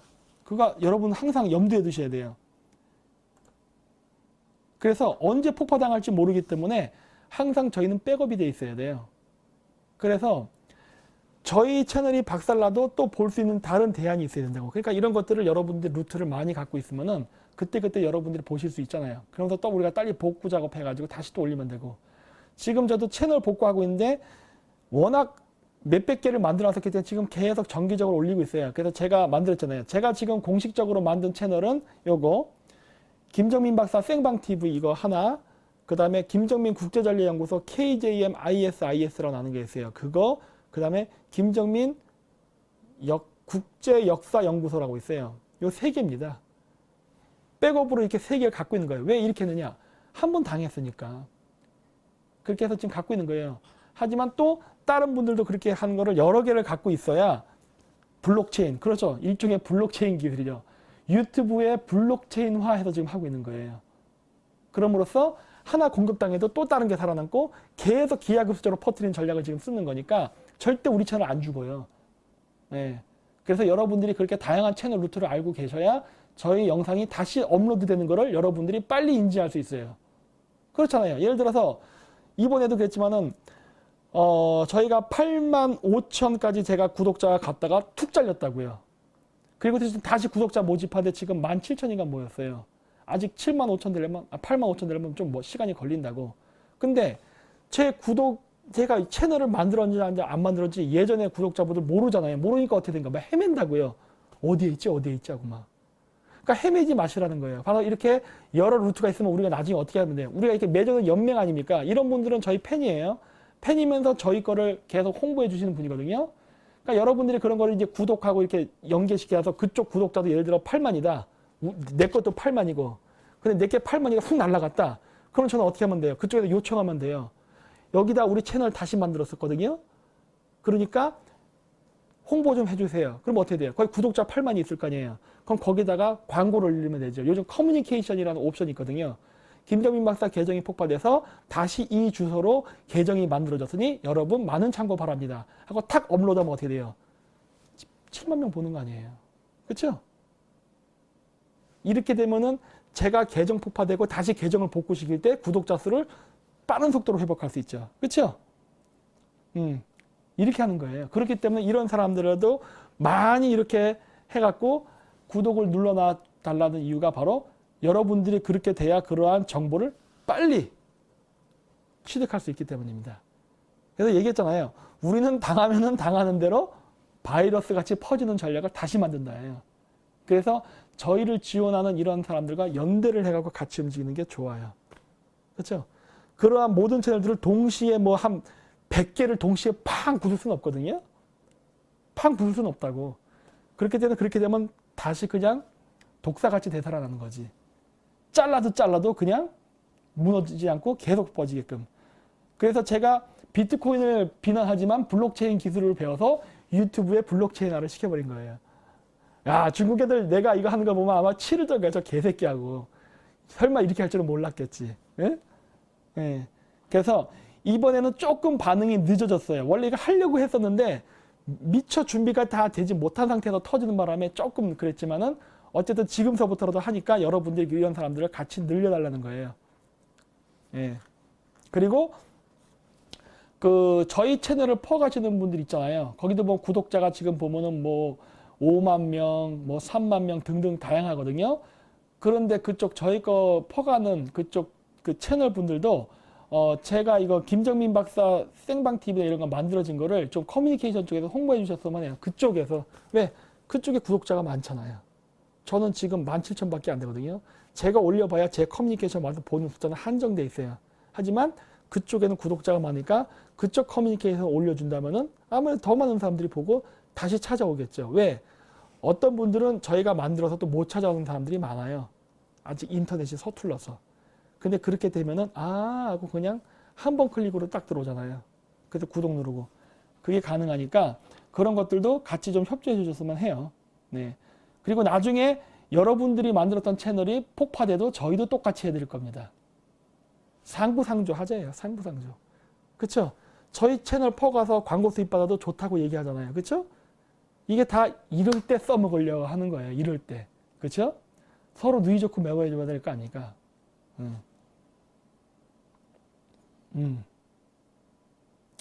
저희가 실시간 일이에요? 아직 이 채널은 아직도 괜찮구만. 봐요. 이거 어떤 분. 하이트님, 나도 헤매이다 이제 찾았네. 이러잖아요. 이런 경우가 발생한다니까. 그렇기 때문에 저희 채널을 퍼가시는 분들이 그거를 좀 그렇게 해주시는 게 좋아요. 네. 그렇죠? 제가 쓰는 방법은 절대로 못합니다.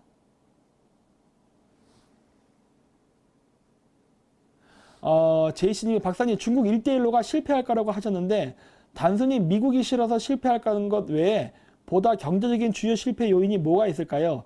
전체 계획은 몰라도 중국으로선 에너지 파키스탄의 파이프라인만 확보되면 이득 아닌가요? 각국의 항구민 부동산은 덤으로요 라고 됐는데 뭐가 문제가 되느냐. 첫째, 모든 투자 자금은 회수가 됐을 때 이익을 보는 겁니다. 내가 100억을 투자해서 어떤 회사를 세웠으면은 그 회사가 돈을 벌어서 100억이 회수가 되는 거예요. 근데 사업으로 일을 벌려놨는데 돈이 회수가 안 된다면 그거는 실패하는 거예요. 1대1로 산업의 가장 큰 위험성은 뭐냐? 거의 지구를 반바퀴를 돌 만큼 엄청난 길이의 철도를 만드는 사업이에요. 즉 철도를 건설하는 기간이 길어요. 즉 돈을 쓰는 기간은 긴데 그리고 나서 거기로부터 수익이 발생해서 손익분기점으로 돌아오게 하는 시간은 더 길어요. 그러면 중국은 그동안 자체적으로 중국 내수 경제가 그거를 받쳐줘야 됩니다. 받쳐줘야 돼요. 근데 중국이 미국하고 수출해서 문제가 생기니까 수지 타산이 안 맞아요. 이러다 보니까 어떻게 돼요? 그러면은 중국은 중국 경제도 발전시키면서 1대1 사업도 계속 유지. 돈이 양쪽으로 들어가는데 이 자금 부족 현상이 난다고. 그건 망하는 거예요. 예. 그래서 안 된다고 하는 거예요. 박사님 지금 북쪽이랑 철도 놓는다고 하는데 이거 반대하시나요? 이런 거 아니야? 반대한다니까요. 제가 얘기했잖아요. 반대한다고. 저는 남북철도 건설하는 거 찬성이에요. 다른 우파들처럼 막 남북통일 반대 저는 이렇지 않습니다. 저는 찬성이에요. 통일 찬성. 하지만 방식이 잘못됐다예요. 반미를 하면서 통일한다는 건 있을 수 없어요. 그 다음에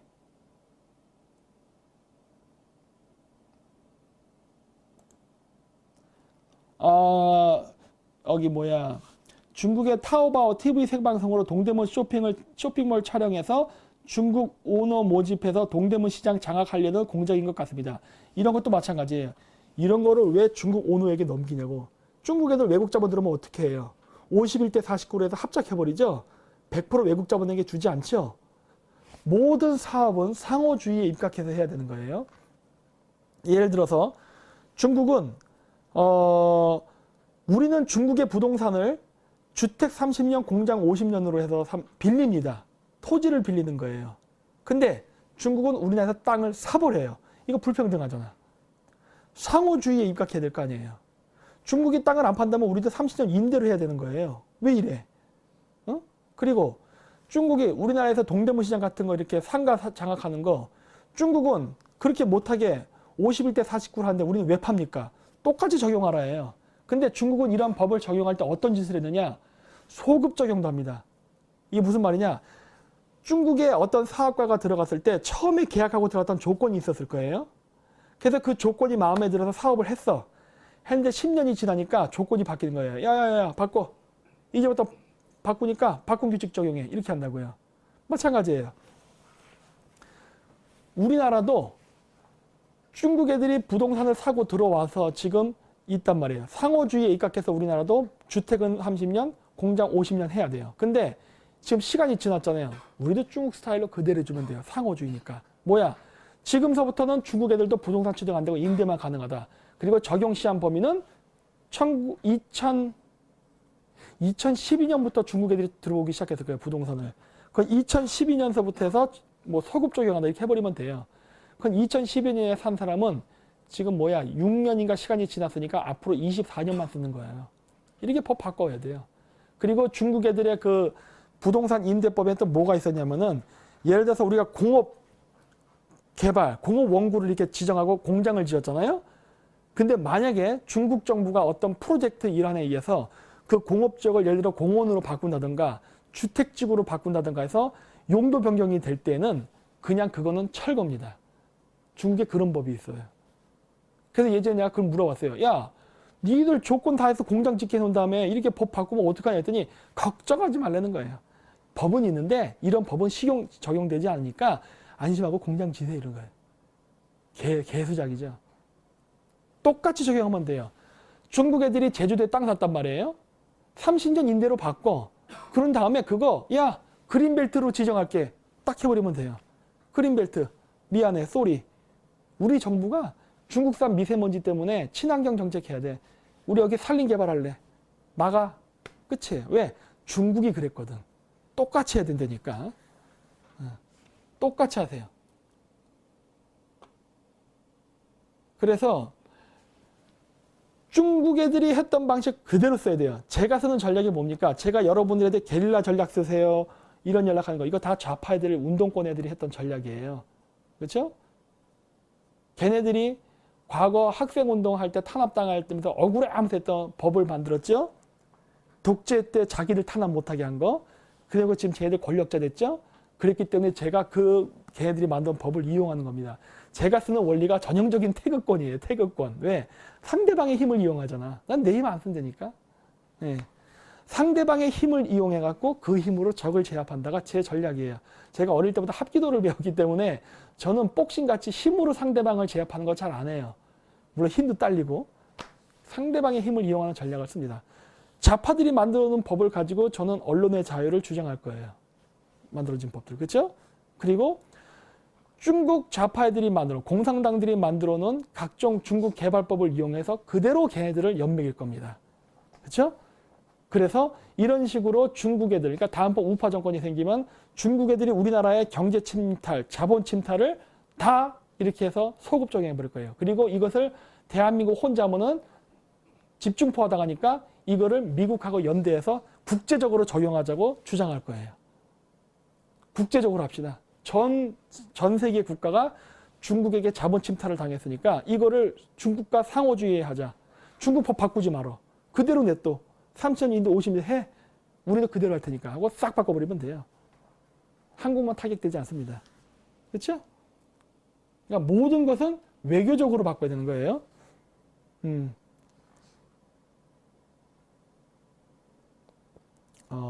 자꾸 도장 얘기하는데 왜 그러세요?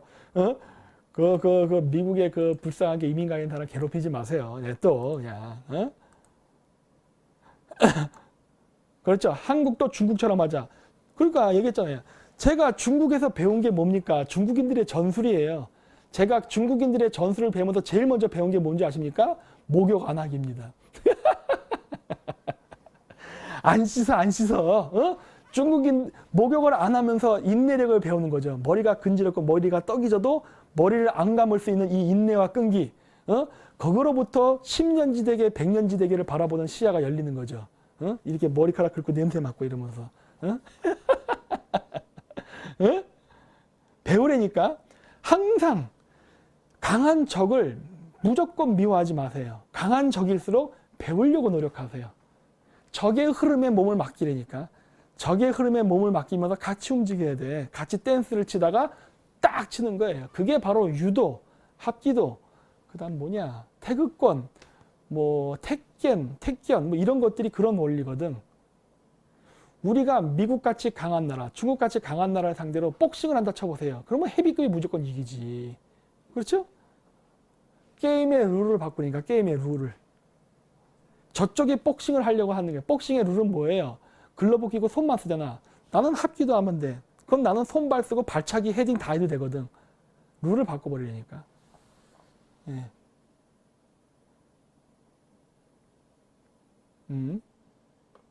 그래서 실질적으로 MMA 파이팅 할 때 제일 무서운 무술이 유술입니다. 복싱이 아니에요. 그래서 자주 딜머리를 긁는구나. 아니요, 그건 아닙니다. 그냥 제가 머리가 근지러워요, 자주. 중국은 물값이 비싸고 온수가 나오는 집이 별로 없어요. 맞아요. 가난한 동네 사셨나 보네. 응?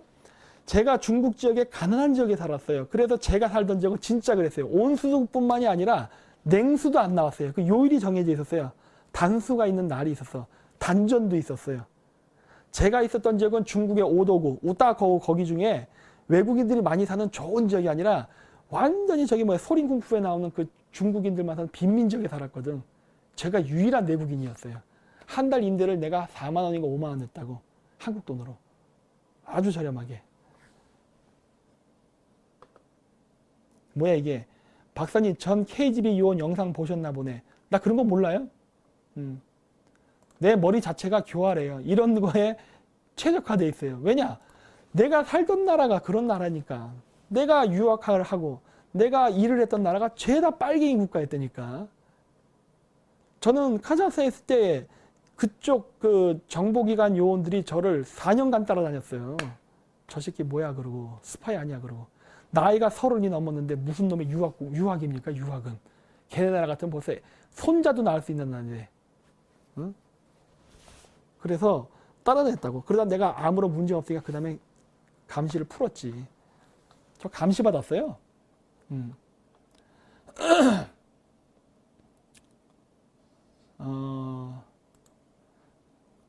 그 다음에 장춘 살았어요? 장춘에 예쁜 여자 많다 그러던데. 전 못 가봤어요. 그 다음에 박사님 부인을 꿈속에서 봤습니다. 좋네요. 이름이 뭐냐고 물으니까 반중이래요. 이런 시장 똑바로 보라니까 똑바로. 꿈을 꾸려면 개꿈 꾸지 말고 제대로 꾸세요. 분명히 아주 섹시하고 예쁜 여자였을 거야.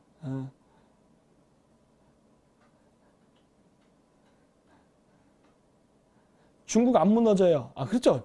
중국이란 나라는 계속 유지는 될 거예요. 그 다음에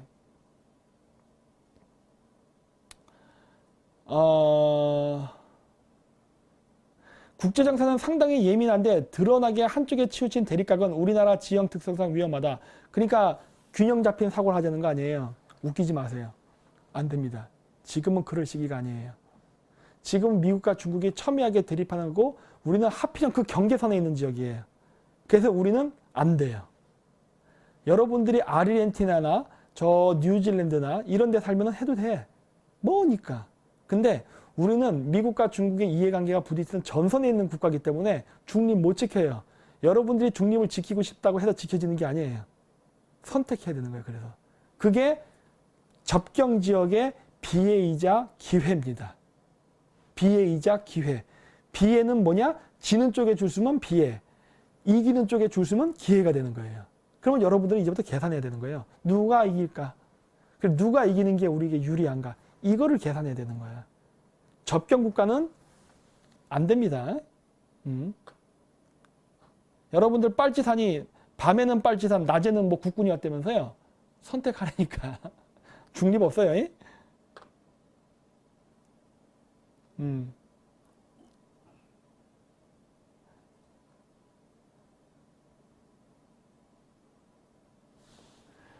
뭐 박사님 섹시하고 예쁜 카자흐스탄이나 우크라이나 여잔데 친러나 친중이면 어떡하실 건가요?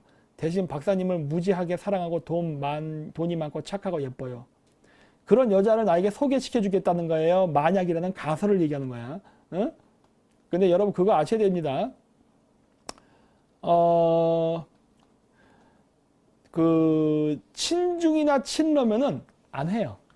이게 제 소신이에요. 제가 요즘 장가를 가려고 카자흐스탄도 가고 베트남도 가고 여러 군데 가서 여자 소개팅도 다 받아봤어요. 제가 저번에 베트남 간 적 있잖아요. 거기서도 여자 소개를 받았어. 근데 안 했어. 왜 안 했는 줄 아세요? 중국 여자였어. 끝! 모든 대화는 거기서 끝나는 거예요. 나는 베트남 여자를 원했던 거지 베트남에 있는 화교를 원한 게 아니었거든. 내가 왜 해? 미쳤어요? 안 하지. 절대 그렇게 하지 않아요. 등록은 그죠. 그런 여자는 좋죠. 개념 있는 중국 여자잖아. 중국 여자가 아니지. 대만 여자잖아. 응? 뭐라고 할까. 전향시켜서 사귀세요? 택 떠는 소리입니다. 그런 식으로 접근한 여자는 스파일 게 10중 8구인데 어떻게 전향시켜? 응? 그리고 왜 그런 위험 요소를 내 주변에 둡니까? 절대 안 두지. 그냥 예쁘고 그러면은 애인으로만 새기세요. 결혼하지 마. 왜 해? 그러니까 그게 중요한 거예요. 이 남자의 단점이 뭐냐? 예쁜 여자만 보면 흐물흐물해져서 간이고 쓸기고 다 빼주려 한다고. 절대 그 짓 하면 안 돼요. 거시기는 뜨겁게 머리는 냉정하게 차갑게 가야 된다니까. 에? 거시기는 뜨겁게 머리는 차갑게 가야 돼요. 뭐냐? 공과 사 구별하라고. 그래서 얘기해. 러시아 애들이 옛날 때 어떻게 했느냐? 러시아 여자들이 예뻐요. 그래서 러시아 여자들을 이용해서 미녀 스파이 전략을 소비에트, 지금도 러시아 애들이 그 전략을 써먹고 있다고. 응? 근데 왜 그 전략에 넘어가? 하고 끝. 아무것도 주지 말어. 그거예요. 왜 해? 응? 등신같이 이러면 안 된다니까. 뭐 섹스 못해서 환장했어? 아니잖아. 그러니까 얘기했잖아요. 응? 누가 말은 쉬워요 그러는데 저같이 중앙아시아에 오래 살면서 예쁜 여자를 많이 보면은 단련이 됩니다. 많어 너 같은 여자 이렇게 된다고. 그런 걸로 지금 나를 꼬시려고 택도 없어 그렇게 나가야 돼요. 뭐야 이게 강심판이에요. 박사님 한국 여자 결혼하세요. 외국 여자에게 주기 아까워요. 저는 부모님이랑 같이 살 거기 때문에 안 돼요. 나는 그 대가를 이루고 살 수 있는 게 허용되는 사람 중앙아시아밖에 없어. 요즘 누가 부모 모시려고 그래 여자들이. 안 돼. 가정을 중요시하지 않는 거는 소용없어요. 가뜩이나 저출산 고령한데 가정을 생각하지 않고 사회생활을 하려고 하는 여자는 안 돼.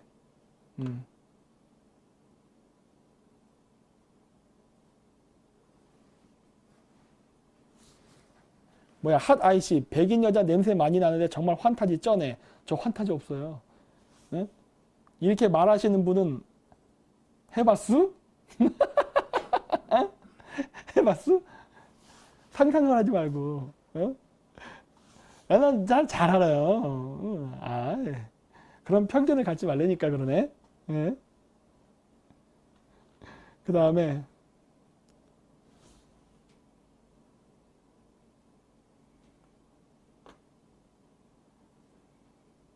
어디 보자. 돈 많이 벌어야죠. 돈 많이 벌어야 돼요. 그리고 자본주의 사회에서 돈 많이 버는 건 죄가 아닙니다. 자본주의 사회에서 돈 버는 걸 자꾸 죄악시하니까 문제가 생기는 거예요. 박사님 채널 어렵게 찾았네요. 그러니까 이런 문제가 생긴다니까.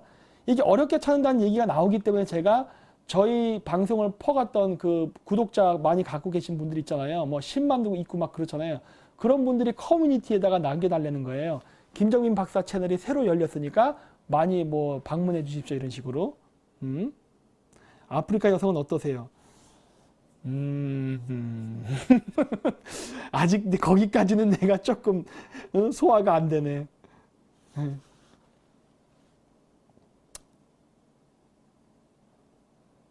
네, 눈썹 문신 했습니다.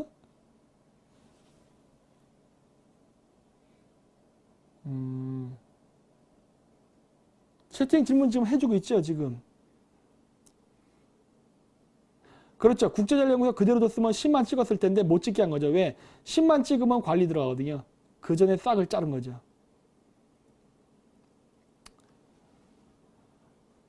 뭐 여기 뭐 다른 채널들도 막 자꾸 물어보고 하는데 제 생각은 그렇습니다. 이 우리가 하는 거는 정치 채널이에요. 정치. 그렇죠? 그러면서 우파적 성향, 우파라기보다는 반공적 성향이 굉장히 강하죠. 네. 우리 채널의 특징이 반공적 성격이 강해요. 여기서 반공은 반복, 반중이에요. 반공적 성격이 강하다고. 그러면서 친미이기는 하지만 자주적 성격이 강해요. 그러니까 우리는 미국을 막 의존하자가 아니라 미국하고 당당해지자예요. 줄 거 주고 받을 거 받자. 이런 시각을 갖고 있다고. 근데 이런 말을 하는데 문제는 뭐냐? 이런 것도 일종의 방송을 하고 하는 것도 일종의 직업이라고 볼 수 있는데 이걸 하게 되면 뭐가 생겨요? 수입이 있어야 된다고요. 그래서 방송을 하면서 뭐는 슈퍼챗이 됐던 후원금이 됐던 뭐 우리가 이제 뭐 공연을 해서 받는 공연 수입이 됐던 이런 걸로 이런 걸 운영해 나가거든요. 그래서 저희가 이 시스템을 만들 때 가장 고민했던 게 뭐였냐면은 자립성이에요. 자립성. 그러니까 저희는 관변된 채가 되기를 원하지 않습니다. 정권의 하수인은 되지 않겠다요. 관변단체, 즉 어떤 특정 정당을 막 밀어주면서 뭐 아부 떨어가지고 뭐 어떻게 좀 다음번에 자리 좀 잡아볼까, 어떻게 좀 지원금 좀 받아볼까 이런 생각을 잘 안 해요. 안 한다, 잘 안 한다기보다 안 하는 것 같은데 현재까지도. 그래서 저희가 항상 생각했던 게 자정 자립이에요. 재정 자립. 왜? 금전적으로 자립성이 높아야만 우리가 떳떳하게 우리말을 할 수 있게 되는 거예요. 그리고 우리말을 할 수 있어야 아까도 얘기했듯이 국회의원들 말 안 들으면 길들여 버리겠다고 하는 거예요. 그게 가능하려면 어떻게 돼요? 재정 자립이 돼야만 됩니다. 근데 그 재정 자립을 갖다가 큰 손 돈을 받으면 어떤 문제 생겨요? 큰 손이 훅 빠져나가면 난 한 방에 쓰러지는 거라고요.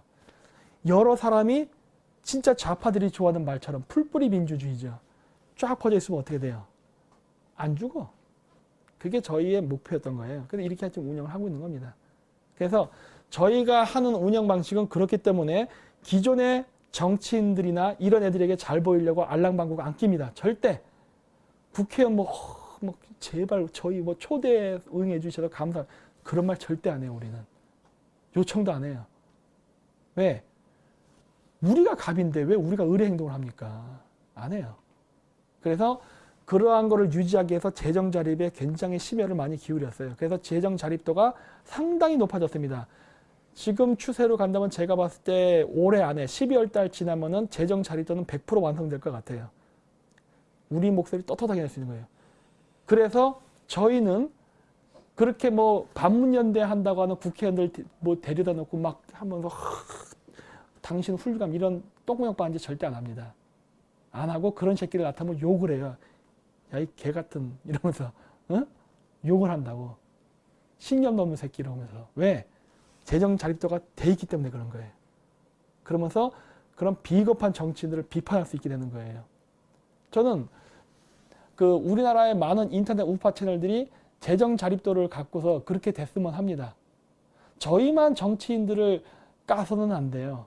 모든 우파 인터넷 채널들이 그런 식으로 국회의원들을 자꾸 까야 됩니다. 그러면서 문재인도 까지만은 우파 정치인들도 까야 돼요. 왜?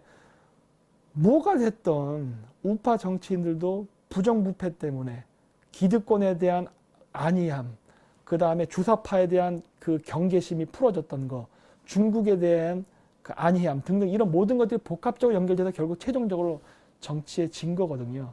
그렇기 때문에 이거를 회복하기 위해서 우리는 정신을 바로 잡아야 되고 힘을 다시 키워야 된다고. 그러니까 적도 공격하지만 내부적인 청소도 해야 되는 거야. 이거 동시에 해야 된다고. 근데 그냥 저쪽만 욕하고 그냥 이쪽 대충 넘어간다? 문제가 어떻게 되냐? 대다수의 부동층들이 우리에게 안 오게 돼요. 그러면은 이 부동층을 못 잡으면 선거는 집니다.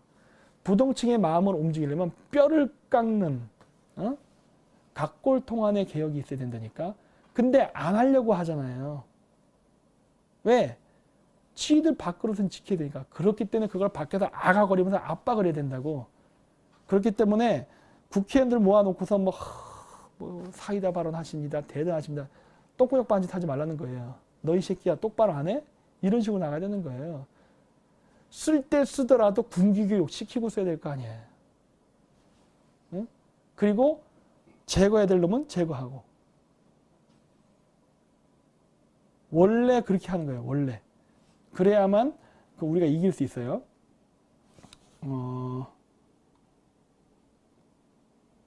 그리고 그러니까 나경원 까주세요. 나경원은 병신이에요, 병신. 네? 할 수 있는 게 없어, 걔는. 뭘 할 줄 알아, 도대체. 네? 일을 할 줄 아는 사람을 뽑아야지. 그 가오마담 아니야, 가오마담. 응? 가오마담 뽑아놓고 뭘 정치를 하겠다는 거야, 도대체. 걔가 뭘 했는데. 그 과거로 뭐 인터넷 검색 좀 하세요. 왜 이렇게 게으르십니까? 에? 인터넷 검색하면 다 나오는데. 에?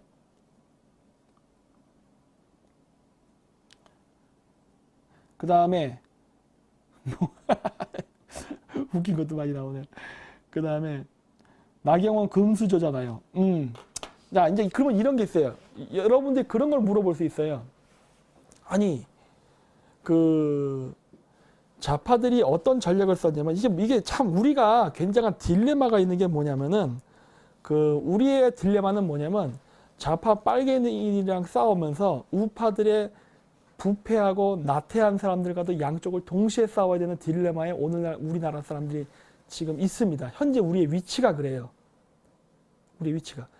이 문제가 왜 생겼냐면, 옛날 때 우파 사람들이 경제 성장을 할 때 그거를 공으로 삼으면서 게을렀던 거에도 한 문제가 있다고요. 너무 우리가 긴장을 빨리 풀었다고 했잖아요. 그러다 보니까 어떻게 되느냐. 기득권 카르텔을 형성했어요. 그건 우파 사람들 반성해야 된다고. 우리나라에 우파 기득권 카르텔이 존재한다니까. 그 기득권 카르텔 때문에 출세를 할 수 없게 장벽을 만드는 게 생겼어요. 소외계층이 생겼다고. 뭐 어쩔 수 없어. 사실은 어쩔 수 없는 거예요. 급진적 경제 성장 그런 일이 발생해. 근데 아까 얘기했지만 부지런했어야 돼요. 왜? 우리가 냉전이 안 끝났는데 끝났다고 생각하면서 방심을 했기 때문에 그 빈틈을 좌파들이 노린 거예요. 자, 이 얘기를 제가 왜 하느냐. 보통의 정상적인 케이스 같았으면요. 나나 안영호 대표 같은 사람들은 좌파가 됐어야 되는 게 옳아요. 무슨 말인지 아세요? 기존의 우파 기득권 세력들한테 소외받는 세력이라니까. 우리는 왕따예요, 왕따. 소외받는 세력이라고. 그 소외받는 세력이기 때문에 소외를 당해서 있는 사람들을 좌파들이 끌어갔다고요. 지네 쪽으로. 야, 저 새끼들 족같지? 우리한테 와. 우리가 키워줄게. 이렇게 나갔다고요. 그래서 많은 사람들이 작용화 돼버린 거예요. 여기서. 응? 그래서 대부분의 사람들이 작용화 되는데 나나 안정환 대표 같은 굉장히 특이한 케이스예요.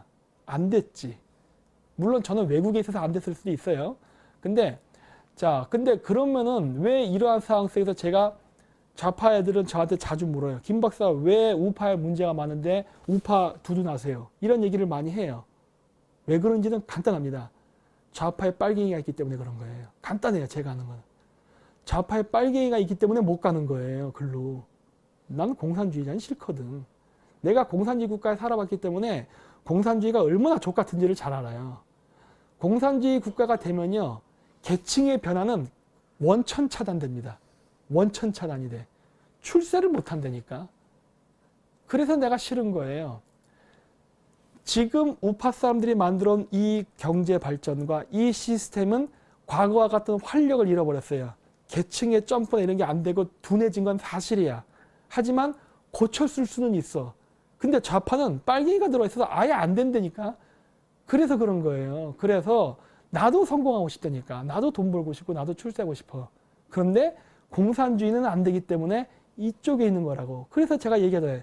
누군 좋아서 이 짓 하냐는 거야. 그런데 대부분의 사람들이 저 같은 입장의 사람들이 무진장 많아요. 무진장 많다고. 왜? 자유한국당 싫어하는 사람 무진장 많다니까. 할 수 없이 찍었던 거예요. 할 수 없이. 왜? 빨갱이 되긴 싫으니까. 응? 그랬고 그거를 이용해서 게으른 기득권 우파 정치인들이 야야 선거철 왔다. 우리 안 뽑으면 대안 없지? 따라와라. 이런 식으로 했던 거예요. 그래서 내가 이거를 제동을 걸려가는 거예요. 더 이상은 속으면 안 된다예요. 응? 그렇게 되지 말아야 된다예요. 왜? 여기서 지쳐서 좌파로 전향한 사람이 많은데 가봐야 죽음의 길이라니까. 이제 느끼시잖아요. 여태까지는 보이지 않게 좌파가 있다 수면으로 탁 나오면서 정권 잡고 주류가 딱 되니까 어떻게 돼요? 경제 확 무너지죠? 미국이 죽여버린다 그랬잖아. 이렇게 하면은. 네? 이제 실감했잖아. 정신 차리라는 거예요. 좌파 정권이 종북인지 몰랐는데 진짜 종북행위 하잖아. 이제 알았잖아. 종북행위 하는 거 드러났고 경제 무너지는 거 봤잖아요. 이제 알았잖아. 알았으면 어떻게 해야 돼요? 우파로 돌아와야 돼요. 우파로 돌아와야 되는데 지금의 우파는 좌쪽으로 갔던 사람들이 우파로 가기에는 너무나도 거부감이 있다고. 왜? 그게 싫어서 갔던 사람들이기 때문에 일로 안 간다니까. 그게 싫어서 좌경화 됐던 사람들이에요.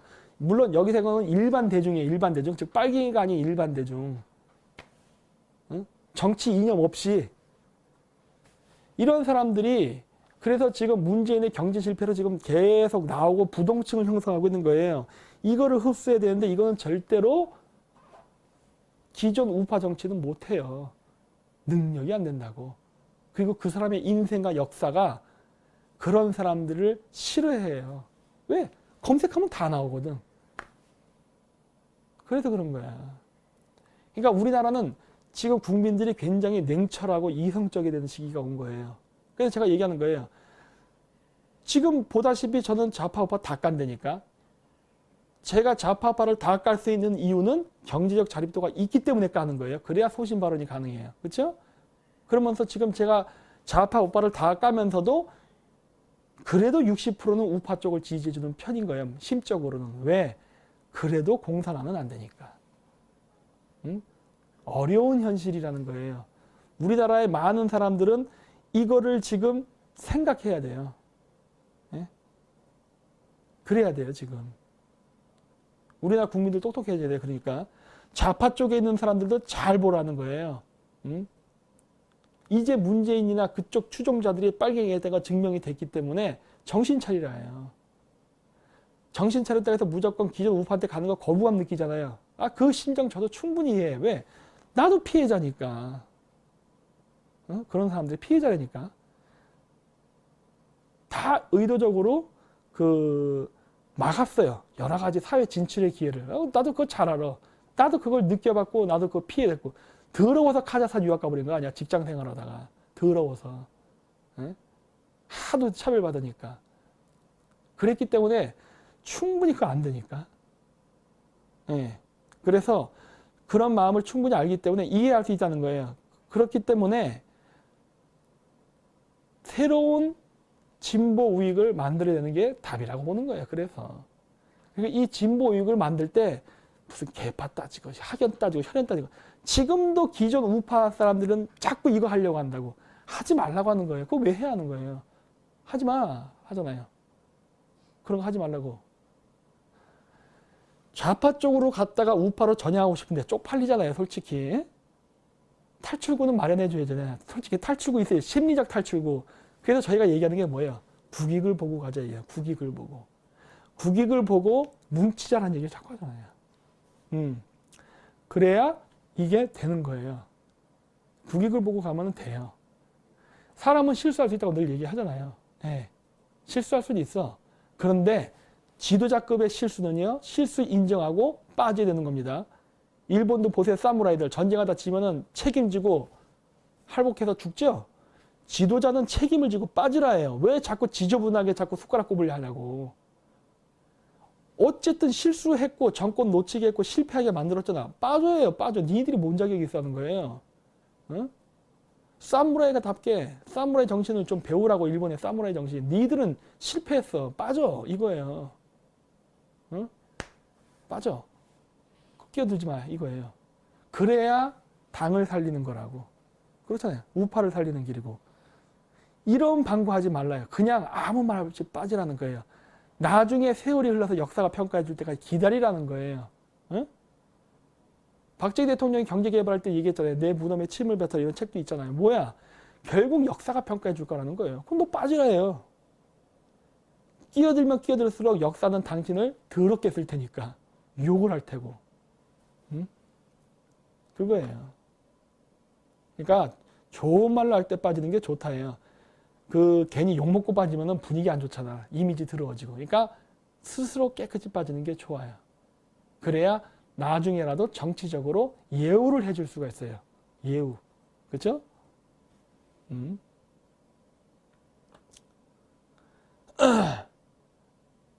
그래서 오늘 제가 1시간 111분이면 1시간 40분 정도 했네. 그래서 꽤 많이 했는데 이제 슬슬 마치려고 합니다. 그래서 우리나라 국회의원들은 그 엘리트 의식을 가져야 된다고 봐요. 뭐냐? 맨날 서민 얘기하는데 엘리트 의식 가져야 돼요. 그러니까 프로 의식을 가지라고. 프로 의식. 과거에는 헝그리 정신으로 했다면 이제는 프로 의식을 가져야 돼요. 선진국이 돼야 되니까. 프로 의식이란 건 뭐예요? 나갈 때와 빠질 때를 깨끗이 하라는 거예요. 깨끗이. 진짜 귀족답게, 지도자답게, 엘리트들 같이 행동을 해야 돼요. 그래야 국제사회에서 엘리트 정치 그룹에 들어가서 당당하게 우리가 이야기를 할 수가 있어요. 지금같이 하면은 외국 정치인들, 우리 정치인들을 개같이 봐요. 이게 뭐야 이게. 니들이 정치인이야? 이렇게 된다고. 대접받으려면은 엘리트답게 굴라고. 엘리트답게. 그래서 오늘 굉장히 두서없이 여러 가지 이야기를 많이 했는데 그 국회의원들은 어쨌든 스스로 빠지십시오. 1년 반 남았습니다. 1년 반 동안 아니면은 그거 있잖아요. 안정권 대표 방송에 나와서 반성문 쓰세요. 그 누구 한번 아무나 한번 먼저 와보시지. 오셔가지고 한번 인터뷰 한번 하시지 그러세요. 누구라도 좋으니까. 네? 그래서 한번 욕 바가지를 한번 드시고 욕도 먼저 먹는 게 낫잖아요. 그 욕을 먹는다고 해서 여러분들이 손해보는 거 절대 아니에요. 왜? 우리가 그렇게 모진 사람들은 아니라니까 그러네. 우리는 그런 용기가 있으면은요, 그 용기에 대한 평가는 해줘요. 절대 그런 사람 나쁘게 되라고 하지 않는다고. 먼저 해야 기억이 남잖아, 국민들 속에. 예? 그래서 서로 간에 좋게 가자는 거예요. 그래서 한번 우리랑 맞짱을 떠서 세게 자아 비판, 인민 재판 한번 받아보라는 거예요. 안 되는, 그렇다고 해서 이상한 놈은 안 되고, 얘기했듯이 장구는 할복하고 끝내야 되는 거예요. 지저분하게 우리 쪽 오지 마시고, 그렇지 않은 사람들 와서 정확하게 하라는 거예요. 예? 그래서 우리 다시 한번 선거 1년 반 남았으니까 다시 한번 우파가 환골탈퇴할 수 있는 기회를 가져보자고요. 오늘 시청해 주셔서 대단히 감사합니다. 안녕히 가세요.